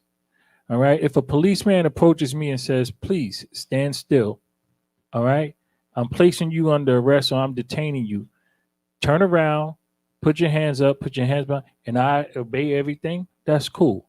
But if policeman runs up from out of nowhere with his stick in his hand, he jumps on my back and starts hitting me, I should be able to kill him. He didn't identify himself. He didn't say anything. All I know is he's some dude in a uniform. I don't know who he is. And he may not even be in a uniform. He might be plain clothes. But I'm supposed to accept it because it's a white man with a gun on his side and a stick. And I'm supposed to just take this beat down without doing anything about it. This is what they are telling you. And guess what? Most of you accept it. Most of you accept it. It's no problem. Oh, that's a cop. It's a cop. So it's okay for him to beat and kill indiscriminately. Stop accepting it. Stop listening to all these fancy words and laws and stuff. I'm sorry, Steph. Go ahead. No, please. No. Stop listening to all the fancy words and all the bullshit. Because that's all it is bullshit, right? The same thing with the immunity that they're trying to deal with, right? No. You're a cop. You should be more responsible. You have a gun and training, and you're getting paid to beat my ass. So you should be more responsible about it. I should be the one giving more leeway because I don't have your training. I don't have a gun and I don't have a stick. And if I defend myself, I'm more wrong because I hurt you because you're a cop, because you was trying to hurt me. And these are the laws that you all put into place. And let's go back to it. White folk, my white folk, Republican people living in Arkansas with barefoot children in trailers. Right? On. Listen to me, y'all. Listen to me. If these are your friends, some people listening, tell your white friends, stop being stupid. Because when they run out of black people to kill, y'all next. Y'all are next, right? Y'all will get inwardized quick. I remember when 9/11 happened, this dude was riding his bike, a white guy. He told a cop, I need to go to my house. I live right there. Cop said, listen, you can't go over there. He said, no, I live here and I pay taxes. It only took about 2 seconds, and the cop beat the brakes off of him. And then his homeboy came over, the cop's homeboy, and the two of them beat the brakes off him, broke his bike, and threw him in the back of a car. His whiteness meant nothing at 9/11 because they knew a few hundred cops and firemen had just died in that building, and they didn't care, right? Let it get down to the real. You are next. Stop believing this nonsense and this crap with all these laws and fancy talk. The bottom line is we're in a police state. We're living under pressure and under control. And this law in Florida, if it is allowed to spread like Voters' Right Act and everything else, if it goes national, you're going to find out, right? Have a party in your backyard and let them call it a protest and come in there and start beating you upside your head. You're going to find out. You know, hashtag Marcus J live from the Den Legacy and Radio. John is on one tonight. Yeah, he's definitely on one. Let me get a couple of comments. Edie says, anti-riot. This is what I was about to say. Infiltration is the moment. I knew this was coming. James says, basically, you'll be fined. Or jail for having mutual voice. Guess I better start saving bail money. Edie says, black folks protest peacefully, but it's militia groups that cause damage. And then she says, John, you got to chill, bro. But then Latrell, she's LOL. I'm laughing because it's true. I mean, you know, it's funny because someone like my brother John here, he goes straight for the jugular. Everybody knows we don't always agree. I think Marcus is the middle ground between the two of us, we've said. But, you know, the statement that first they come for us and they come for you is not wrong. It's not wrong, you know, and the Jews said it because they knew first they come for us and they come for you, right? But it's very important to note two elements of this law that will tell you that it's specifically meant for protesters that look a certain way. One, let's just get it out of the way. Most protests over the last 10 years have been driven by who? Black Lives Matters, black people in protest who are upset, and have been driven by what? Police violence and murder in our communities on the streets. But I saw more white people in those protests than black people a lot of times. In some cases. They was the one throwing up the bricks and stuff. I want to make this point. So it's important to know that whenever these bills come about, and John makes a good point about fancy language, they cloak things. You know, someone called this bill, they actually called this bill a comedy of commas because it basically was like, and this, and this, and this, and this. So two things that they're doing with this bill that a lot of people are not paying attention to is they're protecting themselves from the defund the police movement. And before anyone jumps on their high horse, yes, I think there is a need for police. Again, I'm the person on the panel that screams about black femicide. And I know that black women often need police, although we don't call them, more than anybody else. So I'm not saying that I'm behind abolishing the police, but I am behind defunding, if you truly understand it.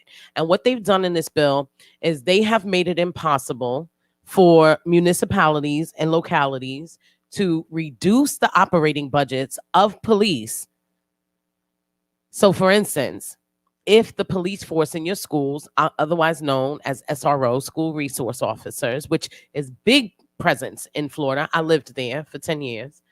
If the SRO budget is too high and there are too many things going on, and Black parents are saying we are inordinately being enforced in schools. Our children are being inordinately enforced in school environments. We want to reduce the police staffing in schools, which, by the way, is very important. It needs to happen. It needs to happen. You might have forgotten a few years back when a young girl was tossed about by like a rag doll by a school resource officer, but those things happen on a regular basis. A young Black girl. But again, she had an attitude, so y'all good with it. I know that.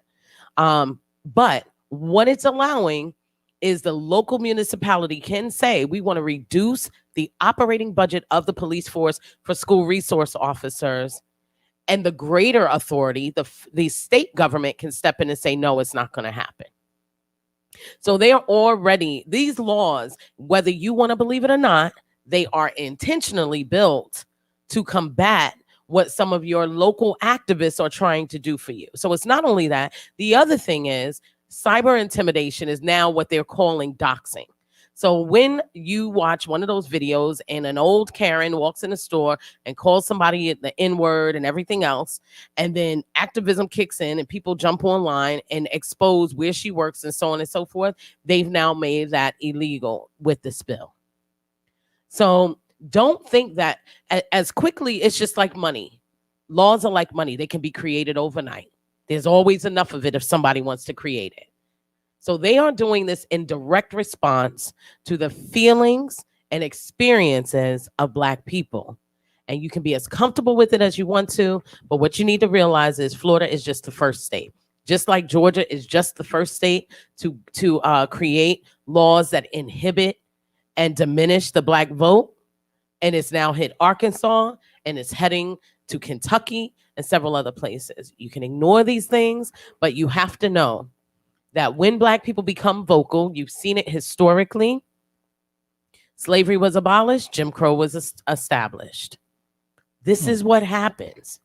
So it's important to pay attention to this. Ain't no how Steppin Marcus J live from New Den, Legacy Net Radio, 804-402-2893 is the number to dial. You want to rock with us, we'll roll with y'all. As we move towards the final stages of the show, I want to bring in a couple of final pieces of the conversation, get them on the record. That way, everything that we've talked about tonight will be a part of the discussion. The last thing I want to get to is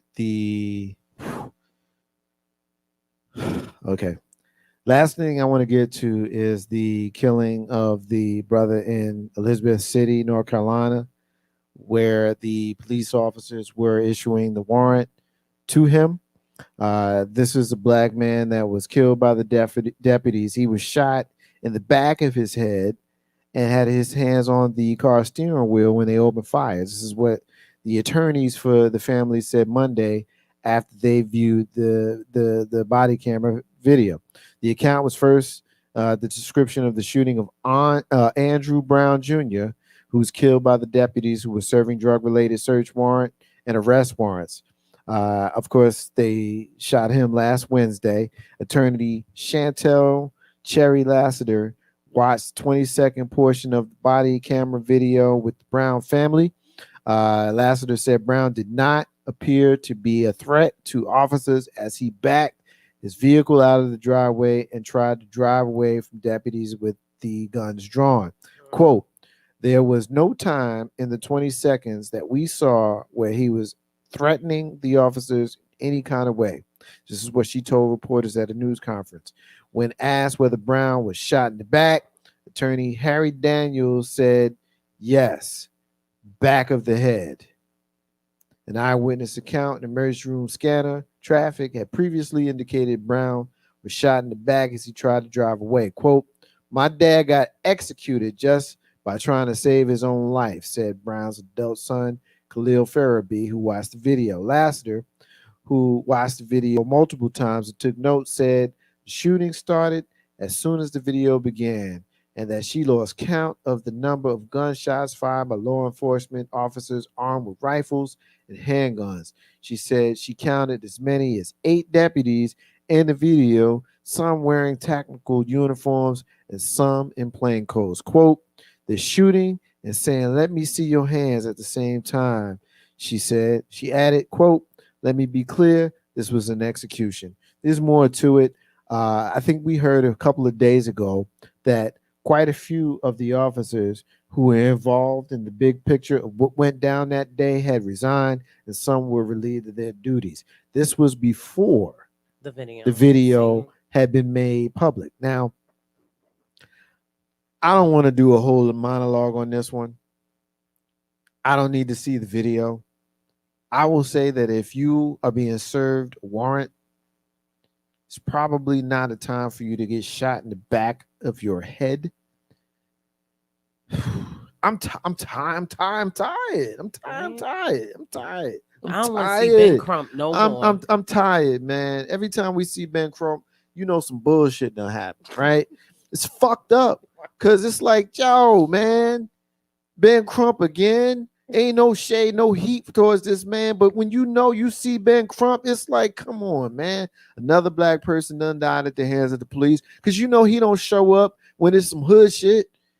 Hood shit is just hood shit, and people want to give you, oh man, you're killing each other in the neighborhood. Why don't you get upset about that? Why you always going to upset when it's white people that's messing with you? Why you always getting upset when it's the police getting upset? Because these motherfuckers is paid to take care of us. And when they show up, when they shoot us and they kill us, I get to be a little extra mad about that.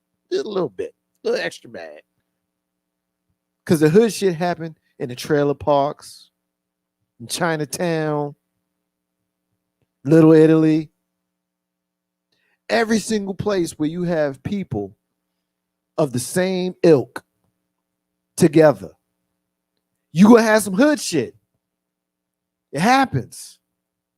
It's the right thing that happens. Nah, shouldn't kill each other. Shouldn't hurt each other. Shouldn't hurt your brother. Shouldn't hurt your sister. But it happens. So don't come with the bullshit when I get mad when the police come in the hood and they kill us. Look at the numbers. It don't happen to other communities like it happened to us. You issuing a warrant and an unarmed man gets shot in the back of the head. So knowing that little piece of detail, I'm supposed to wait until all of the information comes out, till all of the details come out. I'm supposed to wait. I'm supposed to be patient. I'm supposed to wait. Well, you don't know everything that happens. All I need to know is he ain't had no gun. That's it. And even if he had a gun, North Carolina is an open carry state. So all of a sudden, he catches one to the back, and now we finding out the back of the head over a drug-related warrant, for real. He was resisting. He shouldn't have tried to run from the police. Come on, man. Come on, man. We got that much little care for human life that we justifying police officers killing people who flee. We justifying police killing people for fleeing. Not because they had a gun, not because they had a gun that was pointed at them, not because they posed a legitimate threat to the officer. No, because he was fleeing. That's what the mark of demarcation is, right? That's what we're going with. We're going with that because he was fleeing. And I don't even know if that's what they're saying in this case. All I know is that the family said it was an execution. That's enough for me.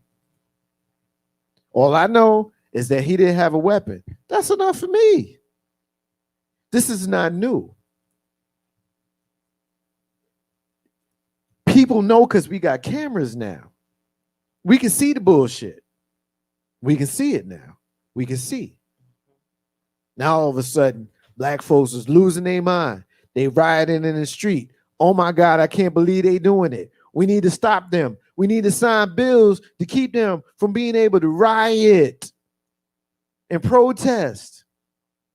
Yeah, I burnt your whole fucking Target down because you shot my brother in the back of the head and he ain't had no gun. That's not a real situation, but I'm saying it that way to make the point. I burnt your whole target down because you shot my brother in the back of the head. So target is worth more than my brother. He ain't do nothing. Nothing worth him dying. But the police officer gets the benefit of the doubt because he was scared for his life. And maybe my brother might have had a weapon on him. We find out that he didn't. He took one in the back of his head, but the officer didn't know no better. So yeah, he fired his weapon. He was afraid for his life, and nobody got charged. Is that this situation? I don't know if it's this situation, but it's happened enough for me to be emotional about it. I'm emotional about this stuff. I'm real emotional about it. I carry this every time I get in my car. Every time I see them blue lights. Every time I see them. Every time I see them going in the opposite direction. I see them. Not me. I see them when they behind me. Oh, Lord. All right, cool. What I do? Like, I'm looking in the dash and I'm looking in the center console. I know I ain't got nothing illegal, but I'm still checking. I'm still making sure that I ain't got nothing I ain't supposed to have. I got in the car knowing that I was clean, but I'm still checking to make sure that I'm clean because I see them blue lights that go past me to something going on in front of me. And now my heart is racing. I might just have a heart attack for nothing. Again, I'm tired of this, man. Ain't y'all tired of this? White people, black people, other people, every people, men, women. Ain't y'all tired of this, yo? We got to go through this. We got to have these conversations during the time when all of this is going on. It's on the news every single day. It seems like it's another instance where somebody crazy done shot up something, mass shooting, or some police officer has gone and shot a black person. It's on the news. White people telling you, well, they shoot us as much as, no, they don't. Cut the bullshit. Well, I can tell you an incident. How about I show you the percentage? How about I show you the percentage? Really? We got to do this over and over and over and over again. And here go the funny thing. Not funny, ha, ha, ha, funny, but that's fucked up funny. Ever since Trayvon Martin in 2012, you got a whole new group of people that's socially conscious that want to talk about this. It's new to them, right? And there's memes that's out there. We should have made an example of George Zimmerman. I absolutely agree with that shit. For real, for real. We should have made an example of his ass. True. Right? But this is not new.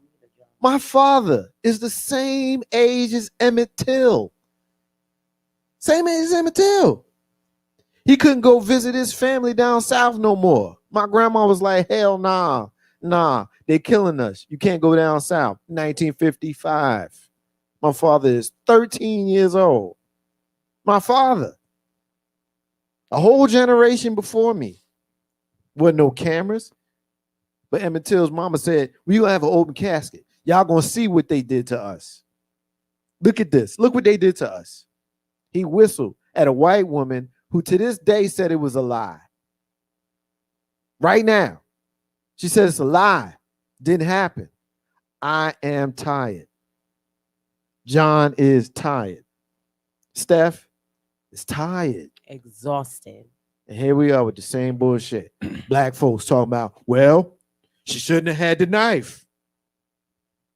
Really? I can't go jogging down the street without white folks thinking that I'm doing something wrong. They're going to roll up on me and say, well, you know, he shouldn't have had the gun. He didn't have no gun. Mixing stories because I got distracted by the phone ringing. Hey, man, I'm producing real live radio right now. Ain't no Hastel Marcus J. Live from the New Den Legacy Net Radio. Caller, you on the live line. What's your name? What's your comment? Caller, you got one. Caller, you got two. Caller, you gone. Ain't no Hastel with Marcus J. I'm going to read these comments before we get us out of here. It's a few of them, and I hope y'all don't mind, but every once in a while, your brother need to stand on the soapbox. I'm sure it. Ronaldo says police should have to carry malpractice insurance just like doctors and attorneys. I said that in social media a couple days ago. I rock with you for saying that, Ronaldo. Our legal, our sister Tamika Robinson says, dang, I've been so wrapped up in the Fairfax cop issue. I've missed the Florida bill and the Elizabeth City incident. There's just so much happening. I can't keep up. Ronaldo continues, says the Florida laws also make it legal to commit vehicular homicide against protesters. According to the new laws, you will not be charged if you run over a protester. Supreme Court ruled years ago it's not illegal to flee from the police. All right, so we're going to take our final comments. I'm shutting the phones down. And so if you're calling, I'm sorry, but we have taken our final call of the night. Let me get a couple of more quick comments in before we shut it down for the night. Let's see. Edie says, don't forget Spotsylvania. We just talked about that. Latrell says we're gonna be looking like Myanmar soon. Edie says stop playing with the Karens and slap the fire out their ass. Yeah, I could dig it.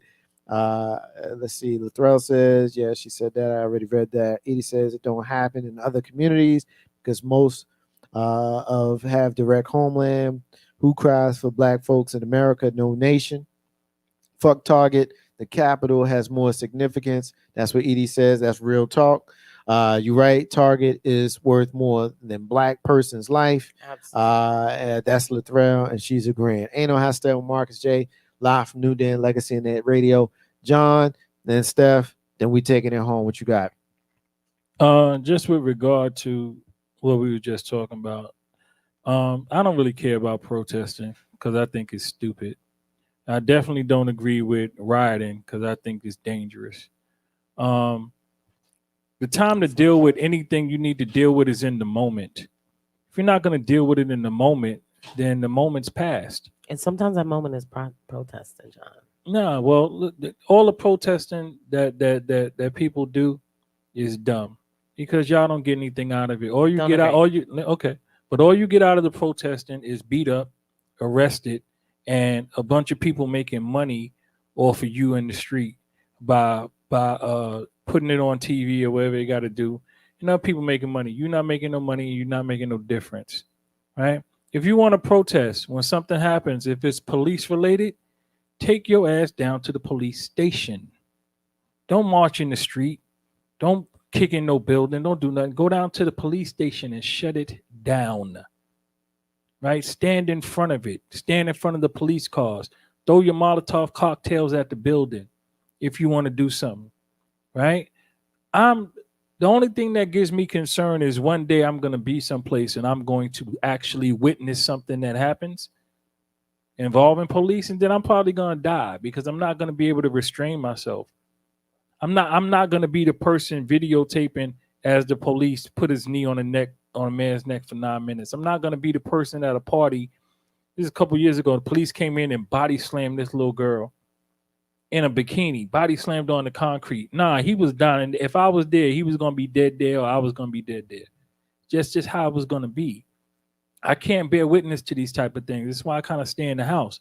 So all of these laws and different things that they putting into place is just, to me, it's like we're gonna have to say, look, this is it, and this is how we're gonna deal with it. Mike Brown was running away, got shot in the back, and when he turned around, got shot some more for his trouble. Right? There was another boy somewhere in Virginia. He got out the car and was running away. They put foe in his back and killed him.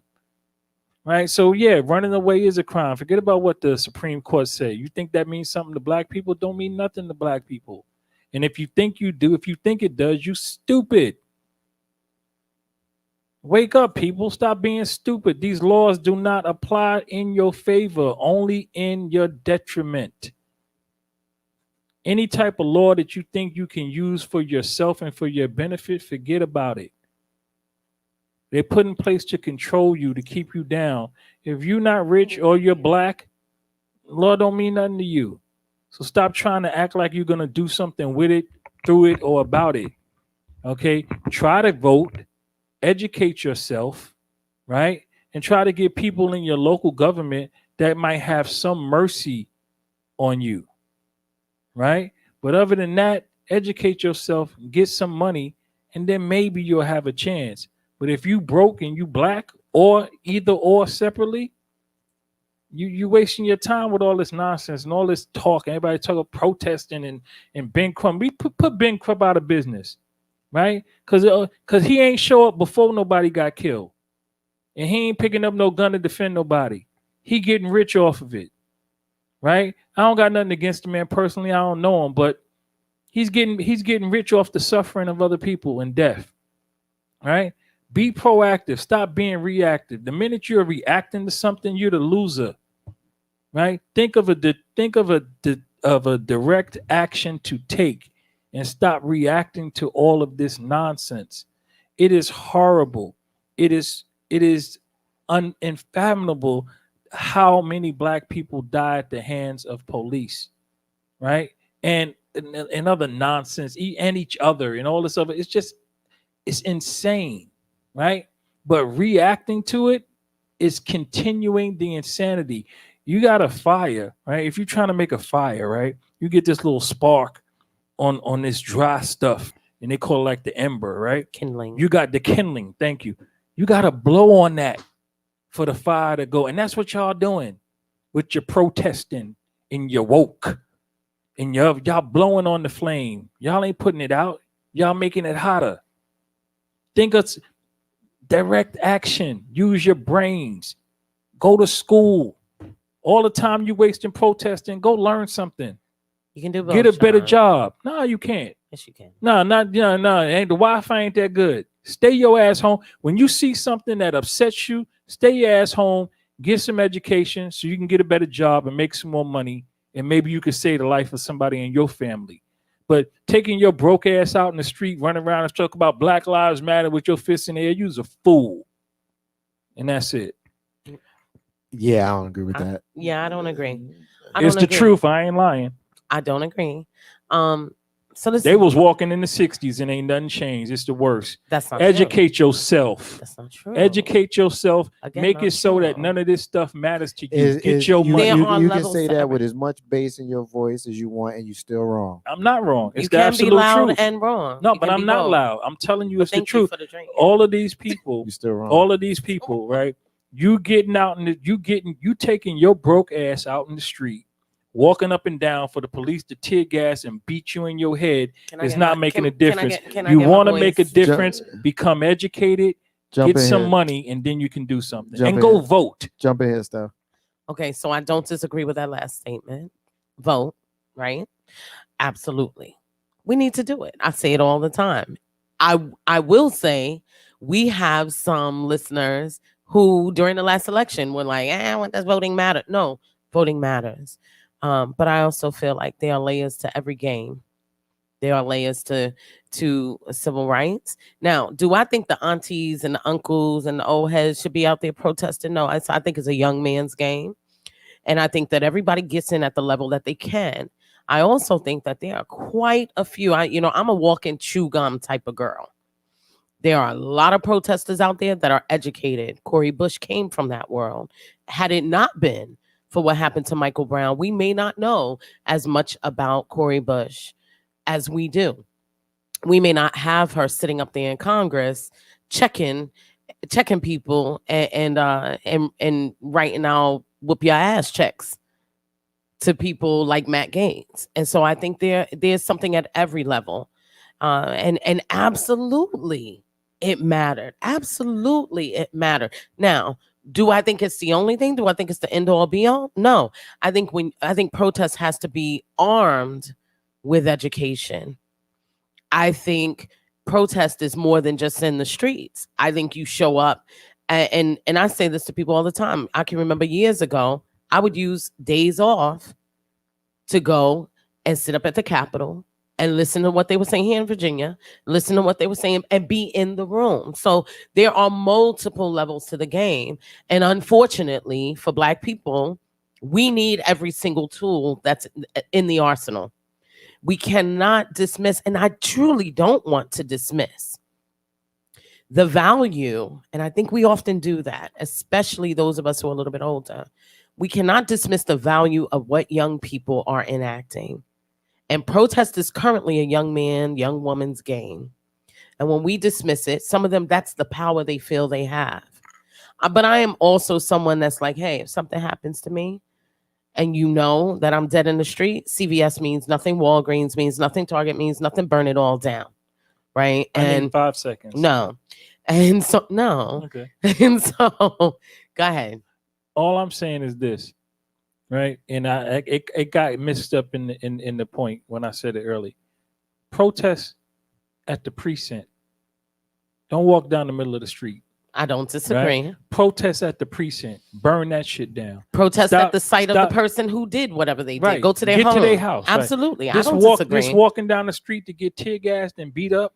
I don't disagree. And just to make CNN and MSNBC and Fox News richer by having people who don't care about you watch you get beat up, it's kind of dumb. Take it to where it belongs. Protest that way. Protest with your vote. Okay. Protest with your dollar. I'm still the believer. Don't protest. Protesting with your legs and these signs in the street where the stuff 10 miles from where the stuff happened and nowhere near precinct, to me is just dumb. Focus your protest. I respect. I say this real quick. Steph, take the last word before we transition towards the end of the show.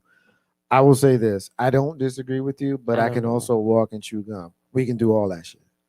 We can protest. We can march. We can vote. We can be fist in the air. We can be passive. We can be all of that. You know why? Because we're not a monolith. And I think that's the problem. I think that we as Black people think that our way to fight is the only way to fight.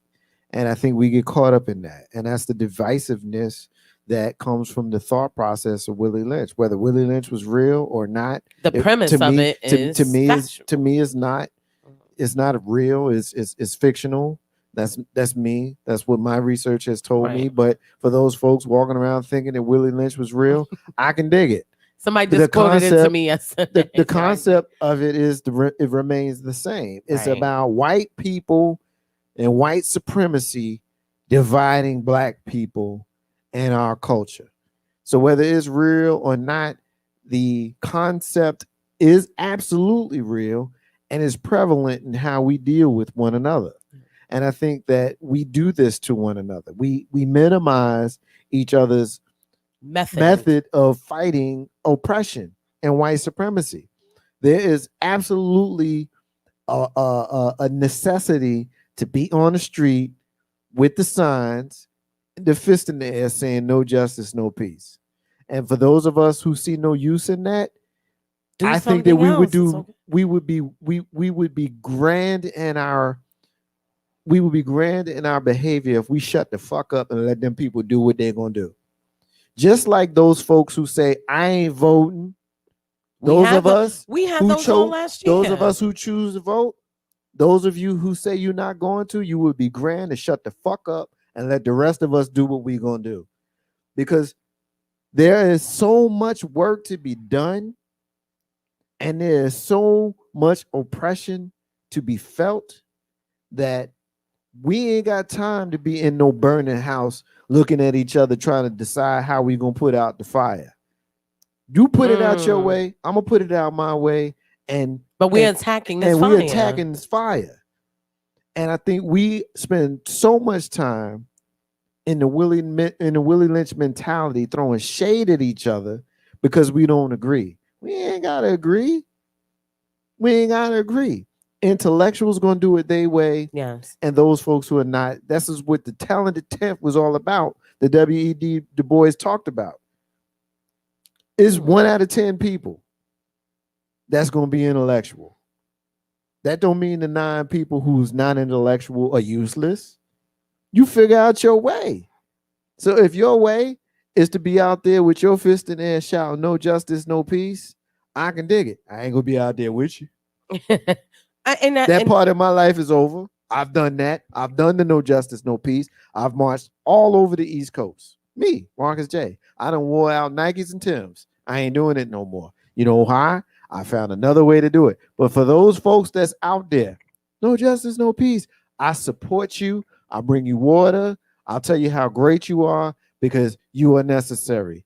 a multi-pronged attack. Hey, look, entrepreneurs will tell you would be wise to find multiple streams of income. Why would we not apply that same logic to the fight against white supremacy? Ain't no half step with Marcus J live from the mobile den, the new den, Legacy and Raid. I'm gonna get this right. Steph, take the last word on the topic before we close it out. Yeah, I think, you know what, co-sign on everything you said. Co-sign on some elements of what you said, brother. I recognize and respect the fact that sometimes you have to take the fight to the ring it began in. I absolutely understand that. But I also, again, I go back to the fact that, to Marcus's point, we are not a monolith, and there are levels to the game. There are levels to the game. And sometimes just the sight of us is enough to make them say, we don't want to see them anymore. Let's try to get this right. And I don't think that they're going to, but I do think that there are those moments. I think that Minnesota was one of those. We may not like that it happened. We may not like where it went. Do I agree with everything that went down? No. Am I tired of seeing Ben Crump? Abso-freaking-lutely. I'm tired. I'm tired of it. But I will say this, and y'all already know who I am and how I function. I could have sat here through both of those stories, the Spotsylvania story and the story about North Carolina, and I could have made a lot of the same arguments that I have been seeing online about Makia. I could have said, why was there a warrant out? What were you doing? Were you selling crack cocaine? That's what they said. And this is why it is so important to recognize that when you start to become discretionary in your grace as a Black person, when you start to be decisive about who deserves the protest and the march and who doesn't, you are immediately watering down the fight. I don't care who you are and what you're saying and how you're going to fight, but you're watering it down. If you're not for Makia, it is very simple for me to be able to say, okay, well, what happened in Spotsylvania County? Well, he told the person on the phone, I'm going to shoot my brother. Now, he may not have meant that. And they said, do you have a gun? And he said, no.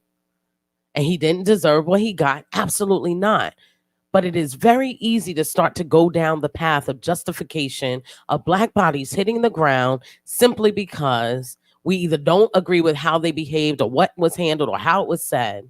And for me, this conversation is circular and goes back to the first thing that we discussed. And it always comes back to the fact that if you cannot see why Makia should be here, and if you have any room in your heart to justify that, I then have to say, I'm going to justify the deaths of just about every Black man that had anything in his background that made him seem suspect, including the one in Hickory, North Carolina. We have to be careful and understand that simply because we don't agree with someone's behavior prior to the day we learned who they were doesn't mean they deserve to be dead. Doesn't mean they deserve to have street justice, because that's what this is all about. And when we go back to those rioting laws, I'm going to tell you something. That anti-riot law is simply them saying, we need to go ahead and fix the problem that doesn't exist. We need to address the rioting because we already know we're going to continue killing them in the streets. So we need to go ahead and take down their ability to react to it. And that's why we don't really have time to say, okay, these people shouldn't be protesting. And mind you, they didn't call it an anti-protest law. They immediately labeled legal, free, amendment and constitutionally driven right to protest. They labeled it as riot. We don't have to agree with how this is going to be done, but we need to be focused on the fact that they just built a law. And you know, the fact is, we could say, well, we think that protest is stupid. Somebody could get a clip of this and immediately say, well, you know, we got the anti-riot laws now, so don't worry, it won't happen.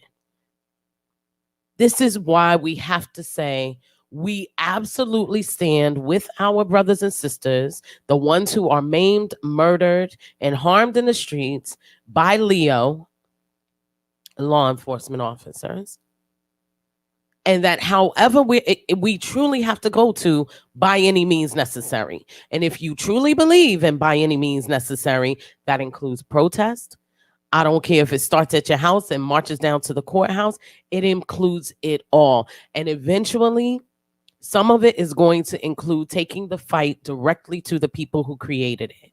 Put your boxing gloves on and be loud, vocal, and ready to punch back. Let's get it. They ain't know how to step Marcus J.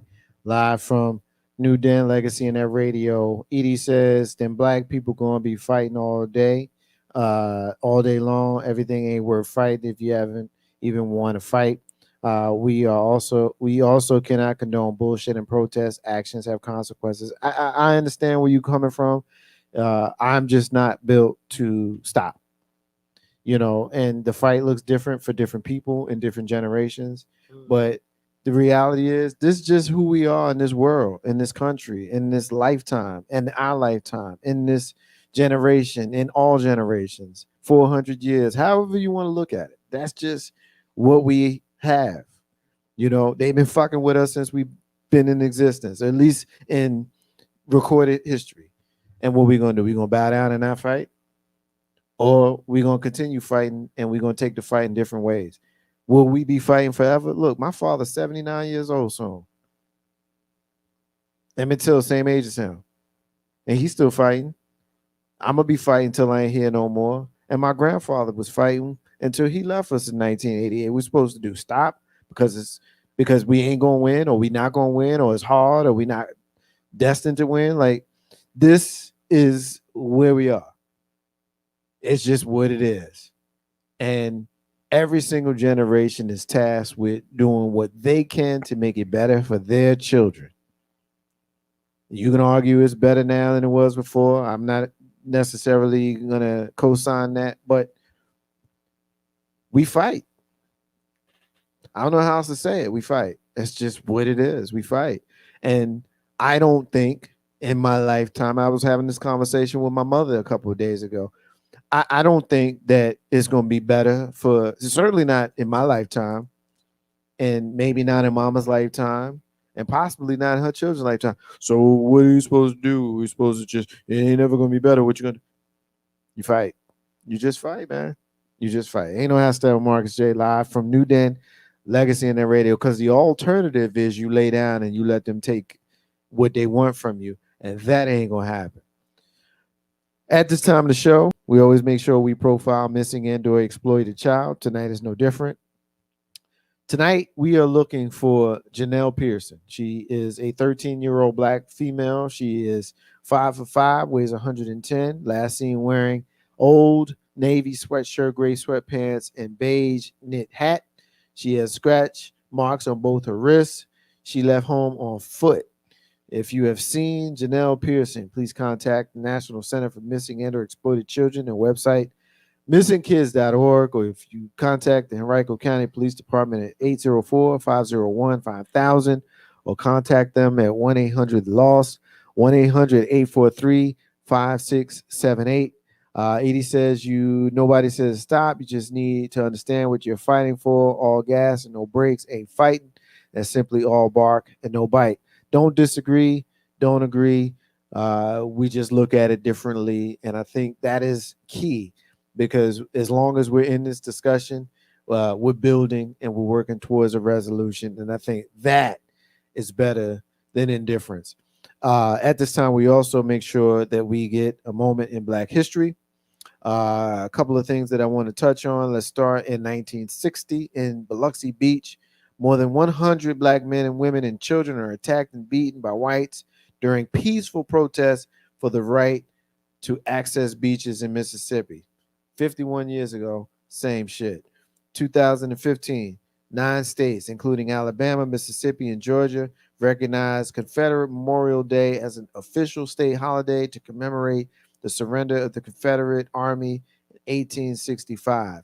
Yeah, celebrating the folks that lost. Way to go, America. That's how you roll.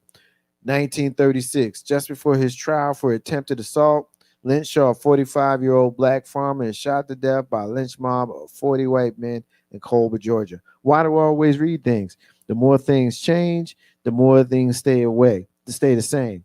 These folks never stop fighting. It's just what it is, man.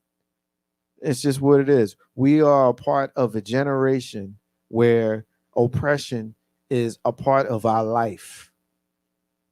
And I am not one who's okay with leaving the fight as stopped in my generation, because that means that they've won. I'm not okay with that. What does victory look like for us? Hey, man, depending on who you ask, you might get a different answer. But I could tell you, I ain't never going to shut up. I ain't never going to be quiet. I'm just not. Not in my lifetime, because shit ain't going to be better in my lifetime. Just not. And so I got to keep it going. Ain't no how Steppin Marcus J, live from New Den, Legacy and Radio. It's time for us to shut it down and get into our rants and get into our closing. So, John, you up first, man. It has been one of them shows where it has been spirited. It's just been spirited. I don't need no more preamble. I'm gonna just pass the con to you, bro. Your rant, your closing, what you got? My rant today is just more of what I said all night. Let's just we just got to be clear, right? It's I was a shop steward, my union, and we used to do strikes and different stuff and slowdowns and what have you. And I remember saying to a business agent one time, I said, "Why don't we all?" I said, "We all got sick days. I don't want everybody just calling sick the same day, right? Everybody calling sick the same day. Shut the company down. We can shut it down." He said, "No, we can't do that." Why not? That's where the power is. No, we have to do that this way. And what it comes down to is, if you're in a fight, right, and the rules are fixed against you, it's not fair. So why do you keep trying to obey the rules? It's a life and death fight. It ain't a regular fight. It's you trying to fight for your life. So why are you obeying the rules? Why are you trying to do it the way that they will allow you to do it? And that's what I'm talking about. Like, if any of these so-called leaders and organizers and anything were really trying to make a change, they would do what would make a change. All right, listen, nobody spend no money. That's going to be our thing. On the next week, nobody spend not a dime. And while we're not spending the dime, let's go stand in front of the police station. Let's make them arrest 2,000 people and put us through the system. Let's flood the system. They can't do it. It's an overload. Right? Let's make sure we don't burn down any stores, buildings. We don't spray paint, nothing. If it's such a hardy offense that you got to do something like that, do it to the police station. Do it to the courthouse. Do it to the buildings that matter, not the ones that don't. Focus your energy, right? I'm not saying that I agree with protesting, because I don't. But if you're going to protest correctly, right? I just don't believe in this reactionary play by their rules nonsense that people are doing and expecting change. A person who does the same thing and expects a different result is insane. We've been marching, we've been protesting. It's been no justice, no peace forever. We need a new chant. They tear gas, sick dogs, and beat people 50, 60 years ago, and they still doing it today. And people still you're still using that same method. Can't nobody come up with a better idea? And it obviously ain't working, because if it was working, we wouldn't have to still be doing it. Find a better idea. It's smarter people in this world than me. Come on, we got to have a better idea.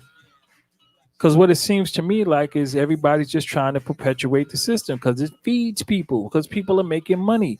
I always say, follow the money. Who's getting paid? If there's anybody making a profit, they cannot be trusted when it comes to this struggle. If anybody had more money at the end than they did at the beginning, that person was part of the problem, not the solution. Right? That's the issue here. It's America. It's capitalism. Everybody's trying to make $1, and they're making it off of your your children dying, the murder, the rape, the disgusting treatment of your children. And I have to thank Steph because I have not been made so aware of how hard it is and how worse it is for black women, among black women and black men. Then take the big picture of the racism and white supremacy and throw that on the mix too. It's insane. And the best y'all got is no justice, no peace. I can't breathe. It's a joke.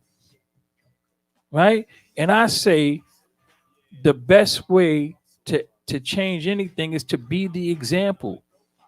Be the example. Show people. Right? Show people. I was telling Marcus earlier, when I get pulled over by the police, right? When I get pulled over, I pull a car over. I roll down every window. I don't care how cold it is. I turn on the lights. I turn off my engine. I take the keys and put them on the roof of the car. Right? And if a cop asks me, may I search? Yes, sir. You can search anything you want. Go right ahead. I give them permission to search because I know there's nothing in my car. And I know there's nothing they can put in my car because anybody that knows me knows that there will be nothing in my car. Yes, you can search. And then when it's over, I say, thank you for doing your job. I don't like it, but that's my reality.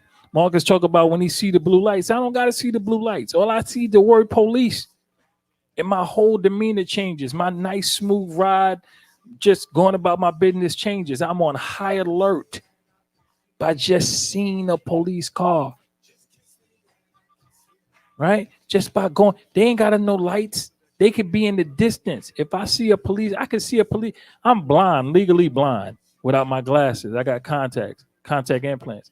But if I can spot a police car from like 300 yards. I couldn't see nothing else at 10 feet, but at 300 yards, I could spot a cop car. That's how, there was a time when a gazelle would walk up to a lion and try to smell it. But after a while, now gazelles smell lions and run. Never having met a lion before, baby gazelle could smell a lion and run. It's ingrained in their DNA. It's ingrained in my DNA as a black man that the police are bad and they're going to hurt me. So I can't even live my life properly because I see police cars and I get on high alert. Right? I see police in the street and I don't feel protected. I don't feel like I can go to that person. I feel like I better be careful. Something happened to me. My first thought isn't call the police, because in Brooklyn, in New York, you call the police, they're gonna arrest you. They're not gonna deal with what you're talking about. When they show up at the situation, everybody that's there gets arrested and they take it to court. They let the judge deal with it. So if you call the police, that's what's gonna happen to you. That's my experience. So either I take the loss or I take the victory on my own. But calling the police, people say, well, you don't call the police and why and no snitching is bad. Not because no matter what you do, you're wrong in the police. There's no good black people in the eyes of the police. Right? If you're the victim, you're going to jail. If you try to help them and tell about somebody doing something, they're going to lock you up. It's just a reality. Right? So again, my thing is, if you're going to do these tactics, which I don't think you should be doing, because again, if they was working, we wouldn't have to still do them. We should find better tactics. But if you are going to use these tactics, these protests, these marches or whatever, focus on where they belong. They do not belong down the street impeding other people's progress in traffic trying to go to work. Take it down to the police station. Take it down to the courthouse. Take it down to the Capitol. Take it down to the mayor's office. Take it there where you are really affecting something. You're not affecting something down the middle of the street somewhere in a strip mall where they can corral you and bring around the tanks and the tear gas and stuff. You're nowhere near anything affecting any kind of change. All you're doing is putting on a show, a minstrel show in blackface, and you don't even realize it. And that's my rant. Ain't no half step. Marcus J, live from New Den Legacy and that radio. Steph, take us home. I want to not rant. I do. I want to not rant. I really want to, but I can't. So I was going to read the definition of grace.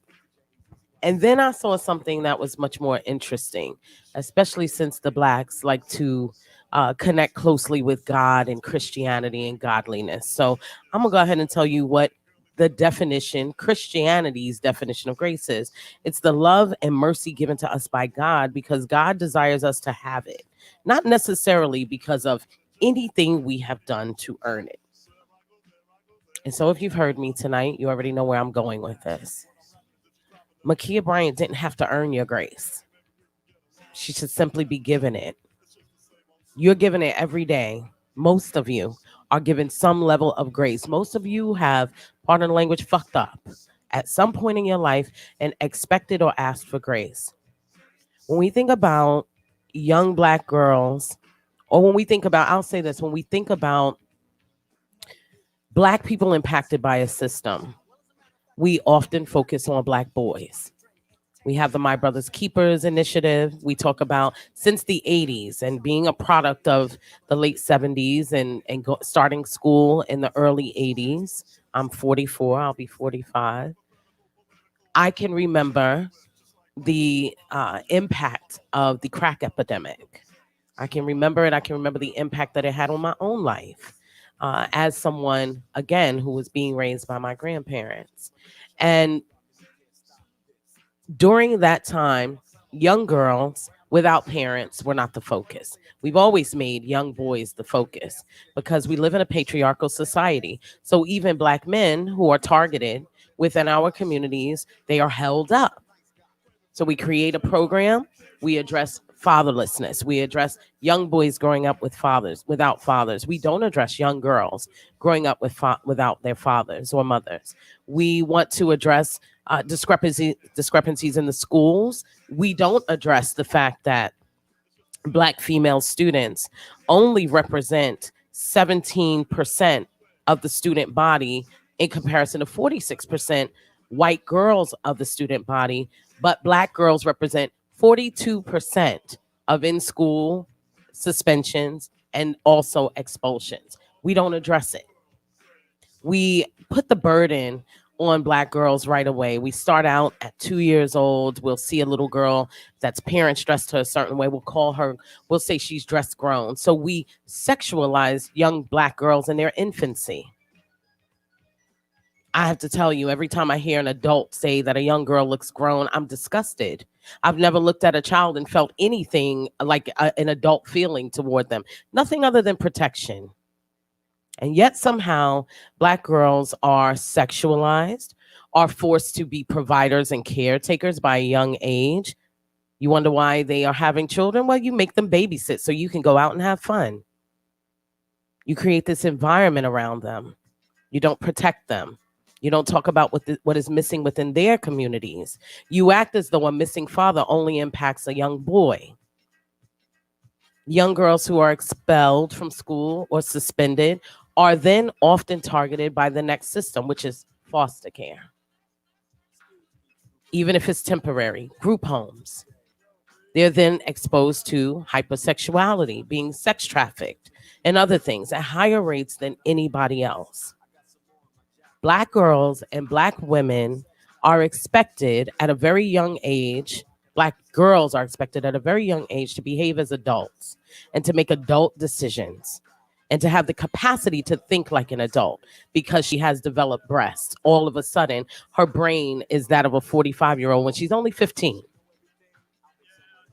And so many of you, and I've read Marcus's Facebook page over the past few days, so many of you, some of you who are listening right now, have justified the murder of a child. Someone who does not process the way that we do. Someone who does not think the way that we do. Where is your capacity to give grace? Where is your capacity to give grace when the body is Black and a girl? And by the way, every time you use the terminology female to describe a human girl or a human woman, you're removing the element of humanity. You are speaking the language of suppression. So fix it. Try one day in your life, women, who think that this little girl was grown and out of pocket. Try one day in your life to review where you were when you were 14 or 15, when you just wanted to be young, when you just wanted to experience life. But for some reason, life wouldn't let you just live. That is Makia Bryant. Get your shit together where Black women are concerned. I'm sick of it. Ain't no half stepping. Marcus J, live from the New Den Legacy Net Radio. It has been an absolutely spirited night. I think this might be the first show we did in a long time. Certainly the first show that we've done as a three, but we didn't take no breaks. And when it ain't take no break, I mean, I had pay, so I had a couple times. I just rolled out on y'all. I let y'all just do what I do, because I just do what I do, and I be having pay, But yeah, I'm a mess. But let me just do the thank you thing. John, you bring it, bro. And I appreciate the mental gymnastics that we do. We do this and when y'all not even here. John and I is one of my favorite people, and we spend time together, and we build, man, and we agree, and then we don't agree, and then we talk about it, and we get it. So y'all are in with us for 2.5 hours once a week, but this just what we do, and I'm glad that you can see and hear this, because what we do is an example of what Black men in particular, should be doing. Iron sharpens iron. Like we lions, man. We butt heads, and but then when we come out of it, we shake hands and we dap each other up, and we keep it moving. And that's what we're supposed to do, because I ain't got all the answers. He ain't got all the answers, but between us, we're gonna come up with something. And I think that's the way we should always be. And then you throw our sisters in, they smarter than we are anyway. You know what I mean? They just are. We can sit here and we can try to act like they're not, but they smarter than us anyway. And so this is where Step B comes in, and I love her interaction and her participation to the show. She's integral, and I'm glad that the team that we have is the team that we have, because we're gonna solve some problems, we're gonna fight about it, and we're gonna come at the end of it and we're gonna get it. We're gonna do it every single Monday night, 7 p.m. Eastern Standard Time, until we ain't doing it no more. We glad that y'all are here watching and listening to us do it. This is the part of the show where I'm supposed to close it out with a rant, closing, and I'll be honest with you, man, I'm talked out. We said everything that needed to be said on the topics tonight. As far as what I got to say that ain't got nothing to do with what we in here talking about tonight, I'll be honest with you. I just ain't got it tonight, man. I'm exhausted. I'm tired. A lot of it comes from just the news cycle and the way that things are being disseminated to us. It has a way of draining us, draining me. I'm just glad to know that the team that we have, that we are giving to you every single week, is the strongest team that has ever anchored Ain't No Half Step with Marcus J. It just is. Not blowing smoke because they're here. I'm saying it because it's what it is. That's not a shot to anybody that's ever been a part of this show in the 9-10 years that we've been doing it. December of 11, so that's it'd be 10 years later on this year. So in the almost 10 years that we've been doing this, it's not a shot to anybody, but this dude is brilliant and this sister is poignant, and I'm just glad to be the ringleader and lead us through this. I'm happy that y'all are rocking with us. We have changed the way we have done things over the last few months. We shut the den down on January 18th of 2021.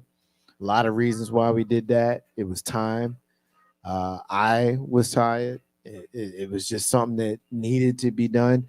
But I love this new medium that we have, how we can look at y'all and y'all can look at us, and you can call us, and a lot of what we used to do in the old setup, we were able to bring to the new setup, and the new setup is this new setup. And we're on YouTube and Facebook Live, and we can interact with each other visually and on the radio the way we were doing it. And I'm just excited because the unfortunate reality is we're going to always have something to talk about. We've been doing this for 10 years. It's always going to be something to talk about.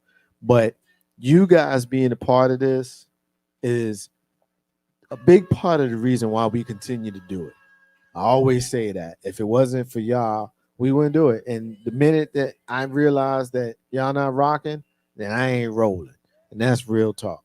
And that is the Murr. Marcus's unrelated rant. Ain't had nothing to do with what we was talking about tonight.